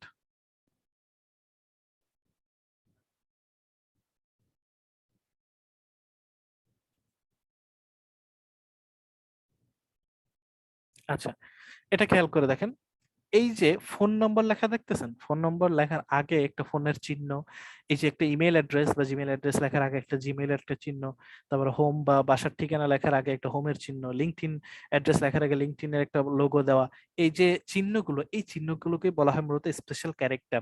এই ক্যারেক্টারগুলো আপনি আপনার মতো করে চুজ করতে পারবেন। ওকে, আপনি দিতে পারবেন বিভিন্ন ক্ষেত্রে। স্পেশাল ক্যারেক্টারে যাই, এখানে দেখেন অ্যারো চিহ্ন আছে অনেকগুলো, নিচে যদি যান আরো অনেক ক্যারেক্টারের চিহ্ন টিহ্ন আছে। আপনি এটা তো গেল সিম্বল, সিম্বল গেল, সিম্বলের ভিতরে এটা তো দেখলাম আমরা অ্যারো, এরপর আরো অনেক কিছু, যে ডট আছে, তারপর এখানে আরো অনেক কিছু আছে যেগুলো আপনি চাইলে আপনার মতো করে, এই যে কারেন্সি আছে, ডলার, টাকা, অনেক কিছু আছে। এগুলো জাস্ট আপনাকে একটু ঘুরে ঘুরে দেখতে হবে যে কোথায় কোন জিনিসটা আছে। ওকে, জিওমেট্রি, কিবোর্ডের ইউআই টিউআই, আরো অনেক কিছু আছে। তারপর যে ওয়ার্ড ওয়ার্ড, ম্যাথমেটিক্স এর যে যোগ বিয়োগ গুণ ভাগ, অনেক কিছুই আছে। জাস্ট আপনাকে একটু ঘুরে ঘুরে দেখতে হবে। মিউজিক্যালি, যে মিউজিকের ইনস্ট্রুমেন্ট যেগুলো থাকতে পারে, তারপরে যে টেকনিক্যাল দেখতেছি অনেক কিছুই আছে, ঘড়ি টড়ি আছে। জাস্ট আপনাকে একটু ঘুরে ঘুরে দেখতে হবে যে কোথায় কোন জিনিসটা আছে, আমার কোন জিনিসটা দরকার হতে পারে, সেটা আপনাকে ঘুরে ঘুরে দেখতে হবে। ওকে, তো এটা তো গেল। এরপর হচ্ছে ইনসার্টের থেকে আপনি হচ্ছে ইকুয়েশনটা একদমই আমাদের দরকার নাই, কারণ হচ্ছে এই কাজটা যারা আর কি মেইনলি আপনার করবে, বা কি বলে ওটাকে, ম্যাথমেটিক্স এর টিচার, শুধুমাত্র তাদের জন্য এই কাজটা। এই যে উম, যারা আর কি ম্যাথের করতে পারে, মানে ম্যাথের টিচার আছেন, তারা আর কি মানে প্রশ্ন করার উদ্দেশ্যে এই কাজগুলো করবেন। তো এটা আমাদেরকে কখনো কেউ প্রশ্ন করতে বলবে না, এটা আমাদের কোনো কাজ না। ওকে, এটা অন্য মানুষের কাজ, যারা টিচার আছেন তাদের কাজ। আচ্ছা, এরপর যদি যাই, ওয়াটারমার্ক নতুন আসছে। আপনি এখানে একটা পিকচার আগে সিলেক্ট করবেন, যে পিকচারটাকে আপনি ওয়াটারমার্ক হিসেবে দিতে চান। আমি আপলোডে যাই, ব্রাউজারে যাই, মনে করেন এই পিকচারটা দিলাম, ওপেনে দিলাম, এটা ওপেন হয়ে যাবে। ওপেন হয়ে যাওয়ার পরে এই ওয়াটারমার্কটাকে আমরা আসলে স্কেল এরকমই থাক, ফ্যাডেড থাক, ডান দিয়ে দিই। এখন এটা ওয়াটারমার্ক হয়ে যাবে, এই যে ওয়াটারমার্ক হয়ে গেছে দেখেন। ওকে, এটা হচ্ছে ওয়াটারমার্ক হয়ে গেছে। তো আমি ওয়াটারমার্ক দিতে চাই না, কন্ট্রোল জেড প্রেস করে আগের মতো নিয়ে আসি। তো এটা আপনি ঠিকঠাক করে দেবেন। এখানে পিকচারটা সিলেক্ট করবেন, স্কেল কেমন দিবেন, মানে কত বড় কত ছোট দিবেন, এরকম একটা বিষয়। ওকে, দেওয়ার পরে ফ্যাডেড, এই হচ্ছে বিষয়। আচ্ছা, এটা গেল। এখন ইনসার্টের ভিতর থেকে আর কি কি দরকার আছে, এই যে এই তিনটা বিষয়, এই চারটা বিষয় গুরুত্বপূর্ণ: হেডার, ফুটার, পেজ নাম্বার, ব্রেক এবং লিংক। হেডার ফুটারটা কি? দেখেন আমরা নর্মালি যখন হেডলাইন দিতে চাই, হেডলাইন যখন দিব আমরা, তখন হেডলাইন দেওয়ার সময় আমরা কিভাবে দিই, যারা হেডার ফুটার সম্পর্কে জানি না তারা কিভাবে দিই অ্যাকচুয়ালি। মনে করেন আমি এই বাংলাদেশ এই লেখাটাকে হেডলাইন হিসেবে দিতে চাই, তখন কি করি, লেখাটা সিলেক্ট করি, লেখাটাকে অ্যালাইনমেন্ট করে মাঝখানে নিয়ে আসি, দেন করি কি, আমরা বোল্ড করি। ওকে, এই যে বোল্ড করি, বোল্ড করার পরে এই লেখাটাকে বড় করি, আমরা মনে করেন 36 করে দিলাম বা আরেকটু বড় করে দিই 48, এরকম বড় করি। দ্যাটস ইট, হেডলাইন আমাদের হয়ে গেল। নর্মালি কিন্তু আমরা এইভাবে দিই যারা জানি না আর কি।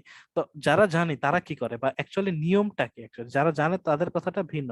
অ্যাকচুয়ালি নিয়মটা কি আমাদের এই কাজটা করার? উপরে দেখেন কত ফাঁকা আছে না, এখন দেখতে কি সুন্দর লাগতেছে? সুন্দর লাগতেছে না কিন্তু। তো আমি এই লেখাটা কপি করি আগে। এখন এই এখানে আপনি ইনসার্টে যান, এই যে হেডার, আমি হেডারটা সিলেক্ট করে দেখেন উপরে আলাদা একটা অপশন আসছে, এখানে আমাদের লেখাটা দিয়ে দিই। এখন দেখেন কোনটা ভালো লাগছে, উপরেরটা নাকি নিচেরটা? এখানে হেডারটা কিন্তু কখনো চলে যায় না, হেডারটা সবসময় এখানে থাকে। যদি আমরা হেডারের ভিতরে কোনো তথ্য দিই তাহলে যদি হেডারের ভিতরে কোনো তথ্য দিই তাহলে হেডারটা শো করে, আর তথ্য না দিলে শো করে না। এখন আমাদের বাংলাদেশ তথ্যটা আছে যার কারণে এটা আমরা দেখতে পাচ্ছি, যদি না থাকতো তাহলে দেখতে পারতাম না। যদি আমরা এখানে ডাবল ক্লিক করি, ডাবল ক্লিক করলাম, দেখেন হেডারটা শো করতেছে। আমি বাইরে নিয়ে আসি, দেখেন এখানে কিন্তু আমি কিছু লিখতে পারতেছি না। আমি এটা ডিলিট করে দিই, দেখেন এখানে কিন্তু কিছু লিখতে পারতেছি না উপরে হেডারের ভিতরে। যদি আমরা ডাবল ক্লিক করে এটাকে ওপেন করি দেন লিখতে পারবো। আবার যদি হেডারটা ডিলিট করে দিই, দেখেন এখন কিন্তু এখানে কিছু শো করতেছে না। কেন শো করতেছে না? কারণ আমরা এখানে কোনো তথ্য দিই নাই। যদি তথ্য দিতাম তাহলে শো করতো। ওকে, মানে বিষয়টা হচ্ছে হেডারটা সব সময় আমাদের এখানে থাকে, যদি তথ্য দিই তাহলে শো করে, তথ্য না দিলে শো করে না। তো আমরা মনে করেন এই তথ্যটা দিলাম, ওকে দিয়ে দিলাম। এখন অনেকের এরকম হয় যে, সরি,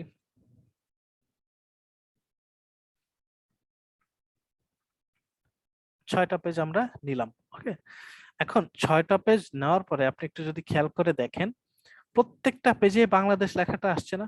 প্রত্যেকটা পেজে এই যে বাংলাদেশ লেখাটা আসছে। এখন আমি চাচ্ছি শুধুমাত্র প্রথম পেজেই থাকবে। শুধু আমি না, অধিকাংশ ক্ষেত্রে তো এরকমই হয় যে প্রথম পেজে শুধুমাত্র আমাদের হেডলাইনটা থাকে, বাদ বাকি পেজে হয় অন্য হেডলাইন থাকে, না হলে থাকে না, অধিকাংশ সময় থাকে না। তো আমরা চাচ্ছি যে প্রথম পেজে শুধুমাত্র হেডলাইনটা থাকবে, বাকি জায়গাতে থাকবে না। ওকে, সেক্ষেত্রে কি হবে? আপনি এই লেখাটা ক্লিক করেন, লেখাটা ক্লিক করে লেখাটা ডিলিট করে দেন। ডিলিট করে দেওয়ার পর এখন যদি দেখেন দ্বিতীয় পেজে নাই, তৃতীয় পেজেও নাই। তো আমরা করব কি, প্রথম পেজে ডাবল ক্লিক করে এই যে ডিফারেন্ট ফার্স্ট পেজ, এটা ক্লিক করে দেবো। ক্লিক করে দেওয়ার পরে এখন বাংলাদেশ লেখাটা দিয়ে দিয়ে এখন সেকেন্ড পেজে যান। আপনি দেখেন সেকেন্ড পেজে নাই, থার্ড পেজে নাই, দেখছেন ফোর্থ পেজেও কিন্তু নাই। তো এটা হচ্ছে বিষয়, আমরা যদি এরকম করতে চাই এরকম করে দিতে পারি। তো আমরা লেখাটা এখান থেকে ডিলিট করে দিই, আমাদের আর দরকার নাই এখানে। এরপর ফুটারটাও হুবহু সেম, কোনো পার্থক্য নাই। একটা হচ্ছে পেজের উপরে আর একটা হচ্ছে পেজের নিচে, ডাবল ক্লিক করে ফুটারটা চলে আসছে। এই হচ্ছে বিষয়। তো আমরা ডিফারেন্ট ফার্স্ট পেজটা অফ করে দিই এখান থেকে, কারণ পরবর্তীতে আমাদের পেজ নাম্বার দেওয়া দরকার। পেজ নাম্বার এখানে যাই, যাওয়ার পরে দেখেন অনেকগুলো অপশন আসছে, তো আমরা এটা দিয়ে দিই। দিয়ে দেওয়ার পরে পেজ নাম্বারে দিয়ে দিলাম, এখন শো করতেছে না। ওকে, ডিফারেন্ট ফার্স্ট পেজ দেওয়া এই জন্য শো করতেছে না। এই যে দেখেন এখন 0 থেকে আসছে। 0 থেকে কেন আসছে? এখান থেকে তো 1 থেকে আসার কথা। আমি ডাবল ক্লিক করি, এই অপশনে যাই, দেখেন এখানেও আছে পেজ নাম্বার। আমরা এখানে ক্লিক করে দেখেন এখানে 0 লেখা, দেখছেন? আমরা এখানে 1 দিয়ে দিব এবং অ্যাপ্লাই দিয়ে দিব। 1 থেকে আসছে। এখন অনেক সময় এরকম হয় না যে প্রথম পেজে, প্রথম পেজ থেকে কাউন্টিং শুরু হবে না, জাস্ট নিচ থেকে 2 নম্বর পেজ থেকে কাউন্ট শুরু হবে, যে 1 2 3 4 এরকম 2 নম্বর পেজ থেকে শুরু হবে, তাই না? এখানে ডাবল ক্লিক করি, এই 0 এখানে আমরা করি কি, অপশনে যাই, পেজ নাম্বারে যাব, তার আগে এই ডিফারেন্ট ফার্স্ট পেজ এটা অন করে দিব। অন করে দেওয়ার পরে অপশনে যাব, পেজ নাম্বারে যাব এবং এখানে করব কি 0 দিয়ে দিব। দেওয়ার পরে অ্যাপ্লাই। এখন দেখেন 0 ঠিকই আসছে। এখন যদি 0 ডিলিট করে দিই কোনো সমস্যা নেই এবং নিচে 2 নম্বর পেজে যাই, দেখেন এখন এখান থেকে 1 2 আসছে, দেখছেন? এই হচ্ছে বিষয়। এই পেজ নাম্বার গুলো আপনি এভাবে দিতে পারবেন। মানে আপনি যদি চান যে প্রথম পেজে দিব না দ্বিতীয় পেজ থেকে, সেটা করতে পারবেন আপনি, কোনো ব্যাপার না। ওকে, তো এটা গেল। এরপর যদি যাই ব্রেকে, ব্রেকটা অ্যাকচুয়ালি এখানে কিছু শর্টকাট কাজ করে না, যার কারণে আমি অ্যাকচুয়ালি এটা অফলাইন থেকে দেখাই। তারপরও এখান থেকেই আমরা বলি, দেখি অফলাইনেও আমরা দেখব। ওকে, ব্রেক অ্যাকচুয়ালি 3 ধরনের, একটা হচ্ছে পেজ ব্রেক, একটা হচ্ছে কলাম ব্রেক, আর একটা হচ্ছে লাইন ব্রেক। এখন পেজ ব্রেকটা কি? পেজ ব্রেকটা হচ্ছে, মনে করেন আমি একটা পেজে লিখলাম, ওকে, এরকম অনেক বিষয় লিখলাম, লেখার পরে আমি মনে করেন এই পেজের ভিতরে আর কিছু লিখতে চাচ্ছি না। ওকে, এখন যদি আমি এটাকে ব্রেক দিতে চাই তাহলে আমাকে কি করতে হবে? পেজ ব্রেক দিতে হবে। সে পেজ ব্রেকটা শর্টকাট কি? সেটা হচ্ছে কন্ট্রোল এন্টার। তাহলে আমাদের 2 নম্বর পেজে চলে যাবে। এখন যদি আমি এই পেজে, প্রথম পেজে কিছু লিখতে চাই, দেখেন এটা অটোমেটিক্যালি 2 নম্বর পেজে লেখা হয়ে যাবে। এই দেখেন, দেখছেন অটোমেটিক্যালি 2 নম্বর পেজে চলে আসছে। এটা হচ্ছে পেজ ব্রেক দেওয়ার কারণে। এরপর হচ্ছে লাইন ব্রেক। লাইন ব্রেকটা কি? লাইন ব্রেকটা হচ্ছে এই যে একটা লাইন আমি লিখলাম, 2টা লাইন লিখলাম, ওকে, 3টা লাইন লেখার পরে এই 3টে নম্বর লাইন আমি সম্পূর্ণ কমপ্লিট না করে আমি যদি এন্টার প্রেস করে করে অন্য লাইনে চলে যায় সেক্ষেত্রে এটাকে বলা হয় লাইন ব্রেক। ওকে, আরেকটা জিনিস লিখি, ইন্টার প্রেস করে অন্য লাইনে চলে যায়, এটা হচ্ছে আরেকটা লাইন ব্রেক দিলাম আমি। তো এটা সবাই জানি, সবাই করি আমরা, কিন্তু এটা নাম জানি না, তো নাম জেনে নিলাম যে এটাকে বলা হয় লাইন ব্রেক। ওকে, এটা গেল। এরপর হচ্ছে আহ ব্রেকের ভিতরে আরেকটা হচ্ছে আপনার এটা কি বলছিলাম যেন, নামটাও ভুলে গেলাম, কলাম ব্রেক। ওকে, এখানে 3টা কলাম নিই, 3টা কলাম নেওয়ার পরে দেখেন এই যে মানে এখানে কলাম ব্রেকটা অ্যাকচুয়ালি কাজ করে না, যার কারণে দেখাইতে অসুবিধা হয়। তো কলাম ব্রেকটা হচ্ছে অ্যাকচুয়ালি আপনি যখন এই যে কলামগুলো লিখতেছেন, কলামগুলো লিখতে লিখতে যখন এই শেষ পর্যন্ত আসছে কিন্তু শেষ করেন নাই, শেষ না করে অন্য কলামে চলে গেছেন, সেই ক্ষেত্রে এটাকে বলা হয় কলাম ব্রেক। ওকে, তো কলাম ব্রেকের শর্টকাটটা হচ্ছে control shift inter, control shift inter. কিন্তু দুঃখজনক বিষয় হচ্ছে অনলাইনে এই জিনিসটা কাজ করে না। ওকে, যার কারণে এখানে দেখানো যাচ্ছে না, আপনি জাস্ট এখানে লিখতে লিখতে লিখতে লিখতে এটা অটোমেটিকলি 3 নম্বর কলামে চলে যাবে, যে 3 নম্বর কলামে চলে গেছে। কিন্তু অফলাইনে এই শর্টকাটটা কাজ করে, শর্টকাটটা কি, কন্ট্রোল শিফট ইন্টার। আচ্ছা আমি দেখাই দিই। আমরা পেজ লেআউট থেকে কলাম নিব, 3টা কলাম। এখন এখানে এই যে কলাম লেখা শুরু করলাম, এই যে লাইন দেখতেছেন, এখন আমি কন্ট্রোল শিফট এন্টার দিলে 2 নম্বর কলামে যে চলে গেছে। আবার যদি 3 নম্বর কলামে যেতে চাই, আচ্ছা 3 নম্বর কলামে যাওয়ার আগে দেখেন এখানে ক্লিক করতেছি, 3 নম্বর কলামে কি যাচ্ছে আমার, যাচ্ছে না কিন্তু। আমি যদি 2 নম্বর কলাম থেকে কন্ট্রোল শিফট এন্টার দিই, 3 নম্বর কলামে কিন্তু আমার চলে যাবে এটা। ওকে, তো এই হচ্ছে বিষয়। এখন আর কি আছে এখানে, কলাম তো করে লিংক, লিংকটা খুবই গুরুত্বপূর্ণ একটা বিষয়, আমি এটা ডিলিট করে দিই। আচ্ছা, এখন লিংকটা কি অ্যাকচুয়ালি, অনেক সময় দেখেন না যে লেখা থাকে যে click here to go here, মানে এরকম লেখা থাকে যে আপনি যদি এই জায়গায় যেতে চান তাহলে এখানে যেতে পারেন। বিষয়টা কিভাবে বোঝাই, সেটা হচ্ছে মনে করেন আচ্ছা আচ্ছা 1 মিনিট। ওকে, যেটা বলছিলাম, লিংক, এই লিংকটা হচ্ছে অনেক সময় লেখা থাকে না, আপনি যদি এই আর্টিকেলটা পড়তে পড়তে চান তাহলে এইখানে যান, এইখানে যান, এবং লেখা থাকে যে ক্লিক হেয়ার। ওকে, তো ক্লিক হেয়ারে যখন ক্লিক করি তখন অন্য আর একটা লিংকে আমাদেরকে নিয়ে যায় না। তো ওইটা কিভাবে করতে হয়? অর্থাৎ লেখার ভেতরে লেখা লুকায় রাখা, এটা কিভাবে করে অ্যাকচুয়ালি, এটাকে বলা হয় অল্টার ট্যাগ। এটা হচ্ছে ট্যাগের ক্ষেত্রে অল্টার ট্যাগ বলা হয়, এবং এটাকে আপনি এইখানে বলা হয় অ্যাকচুয়ালি লিংক। ওকে, এটা কিভাবে করবেন, মনে করেন আমি লিখে দিলাম যে ইউ ফর টু, মানে লিখে দিই মাই এফবি। আচ্ছা এখানে তো কলাম 3টা না, আমরা একটা নিই, my FB, for my FB account. Okay, এখানে লিখে দিলাম ক্লিক হেয়ার। এখন এই ক্লিক হেয়ার লেখার ভিতরে আমি চাচ্ছি আমার ফেসবুকের যে লিংকটা সেটা দিয়ে দিতে। আমি লেখাটা ক্লিক করলাম, সিলেক্ট করলাম, সিলেক্ট করার পর রাইট ক্লিক করে এই দেখেন লিংক লেখা আছে, এটা করতে পারি, অথবা লেখাটা সিলেক্ট করে কন্ট্রোল কে এটা প্রেস করতে পারি, অথবা লেখাটা সিলেক্ট করে এই ইনসার্টের ভেতর থেকে লিংকে ক্লিক করতে পারি। লিংকে যখন ক্লিক করবো তখন দেখেন paste, search or paste a link, আমাকে লিংক আসার কথা বলছে, তো আমি লিখে দিই যে www.youtube.com। আমি এই কথাটা এখানে লিখে দিলাম, লিখে অ্যাপ্লাই করে দিলাম। এখন ক্লিক হেয়ারে যদি ক্লিক করি, ওকে, তাহলে আমাকে ডাইরেক্ট youtube.com এ নিয়ে যাবে। ইউটিউবে ক্লিক করলাম, এই যে লিংকটা এখানে ক্লিক করি, আমাদেরকে ডাইরেক্ট ইউটিউবে নিয়ে যাচ্ছে। ওকে, তো এটা হচ্ছে লিংকের ব্যাপারটা, মানে একটা কথার ভিতরে আপনি যদি লিংক লুকায় রাখতে চান তাহলে এইভাবে করতে হবে। আচ্ছা, এটা গেল। এরপর হচ্ছে ইনসার্ট গেল, এখানে আপাতত আর কিছু নাই। ফরম্যাট, ফরম্যাটে আচ্ছা 11টা বেজে যাচ্ছে, 10টা 40 বাজে। উম আজকে মনে হয় না আগানোর বেশি উচিত হবে। আচ্ছা আমরা আজকে এই পর্যন্তই রাখবো, এবং আপনাদের যে টপিক গুলো বাকি আছে হচ্ছে গুগল ডক্স উইথ মোবাইল এবং মাইক্রোটাস্কিং মার্কেটপ্লেস 1। আচ্ছা, আপনাদের যে গুগল ডক্স এটা যতটুকু বাকি আছে এটা আমরা সেকেন্ড ক্লাসে শেষ করে ফেলবো, এবং গুগল ডক্স উইথ মোবাইল এই বিষয়টা আমি এখনই একটা সফটওয়্যার দেখাই দিচ্ছি। এটা হচ্ছে আপনি প্লে স্টোরে যাবেন, গুগল প্লে স্টোরে। ওকে, যাওয়ার পরে এখানে সার্চ করবেন গুগল ডক্স, সার্চ করার পরে দেখেন একটা অ্যাপস আসছে গুগল ডক্স। ওকে, এই যে গুগল ডক্স এটা ইনস্টল করবেন, এটা ইনস্টল করে আমি এখানে যে কাজ করলাম হুবহু সেম কাজ আপনি এখানে করতে পারবেন, তবে মোবাইল থেকে। এবং এইটার ভিতরে যে ফাংশন গুলো আপনাকে ঘাটাঘাটি করে জানতে হবে, শিখতে হবে। ওকে, এবং সর্বোচ্চ যেটা করতে পারেন সেটা হচ্ছে একটু ইউটিউবে একটু ঘাটাঘাটি করে একটু দেখার চেষ্টা করেন যে, জাস্ট আ মিনিট।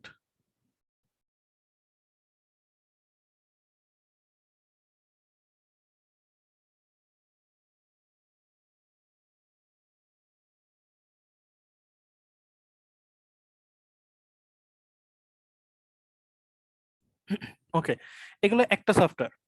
আরেকটা সফটওয়্যার হচ্ছে ওয়ার্ড। মাইক্রোসফট ওয়ার্ড এই কথাটা লিখে যখন সার্চ করবেন দেখেন এই একটা সফটওয়্যার আসছে, সেটা হচ্ছে Microsoft Word write edit and share Docs on the go. এই দুইটা সফটওয়্যার আপনি ইনস্টল করে দেখবেন আপনার জন্য সহজ হচ্ছে কোন সফটওয়্যারটা, যেটা সহজ হবে আপনি সেটাতে কাজ করেন। ওকে, সেটাতে প্র্যাকটিস করেন, তাহলে সবই পারবেন। এই দুইটা সফটওয়্যার ইনস্টল করবেন এবং এখানে কিন্তু আপনাদের গুগলের অ্যাকাউন্টটা লগ ইন করার প্রয়োজন পড়বে, তাহলে কিন্তু আপনি কাজ করতে পারবেন না। ওকে, লগ ইন করে নেবেন আপনাদের অ্যাকাউন্টটা। আচ্ছা, এটা গেল। এরপর হচ্ছে বাদ বাকি যে সফটওয়্যার সেটা সম্পর্কে পরে বলবো। আর এখানে আপনাদের মাইক্রোটাস্কিং মার্কেটপ্লেস 1 এইটা সম্পর্কে কোন ওয়েবসাইট থেকে কিভাবে কি যাবেন আমি আপনাদেরকে একটা টিউটোরিয়াল দিয়ে দেবো এবং বলতে হবে কিভাবে কাজ করতে হয়, সেটা টিউটোরিয়ালেই থাকবে। ওকে, আপনি ওই টিউটোরিয়ালটা দেখলে সব ক্লিয়ার হয়ে যাবেন এবং সবাই এই টিউটোরিয়ালটা দেখবেন। এটা আমি দিয়ে দেবো একটা টিউটোরিয়াল, এবং টিউটোরিয়ালটা খুব ডিটেইলে বলা আছে, আমারই তৈরি করা টিউটোরিয়াল। সেটা দেখে নেবেন, অর্থাৎ আমাদের প্রতিষ্ঠানের তৈরি করা টিউটোরিয়াল। ঠিক আছে, তো এই হচ্ছে আজকের মতো এই পর্যন্ত রাখবো। এখন আজকের যে যতটুকু আলোচনা করা হয়েছে এইটুকু নিয়ে কারোর কোনো প্রশ্ন আছে কিনা, এইটুকু রিলেটেড? আমি আনমিউট করেছি সবাইকে।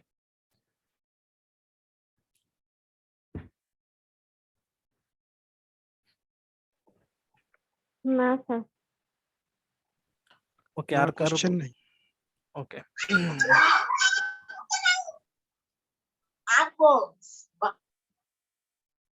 আচ্ছা, কারো কোনো কোয়েশ্চেন আমি দেখতেছি না। তাহলে আজকে আমরা যতটুকু দেখলাম এই চারটা বিষয় দেখলাম। এটা দেখলাম, গুগল ডক্স এর অর্ধেক দেখলাম, বাকি অর্ধেক সেকেন্ড ক্লাসে দেখবো। এবং ডক্স উইথ মোবাইল এটার আমি সফটওয়্যার কথা বলে দিয়েছি, ওটা দিয়ে সবাই প্র্যাকটিস করবেন, ট্রাই করবেন, ঘাটাঘাটি করবেন। এবং এটার টিউটোরিয়াল আমি একটু পরেই আপলোড করে দিচ্ছি আপনাদের ক্লাসের ভিডিওর সাথেই। ওকে, তো আজকে আমরা এই পর্যন্তই রাখবো।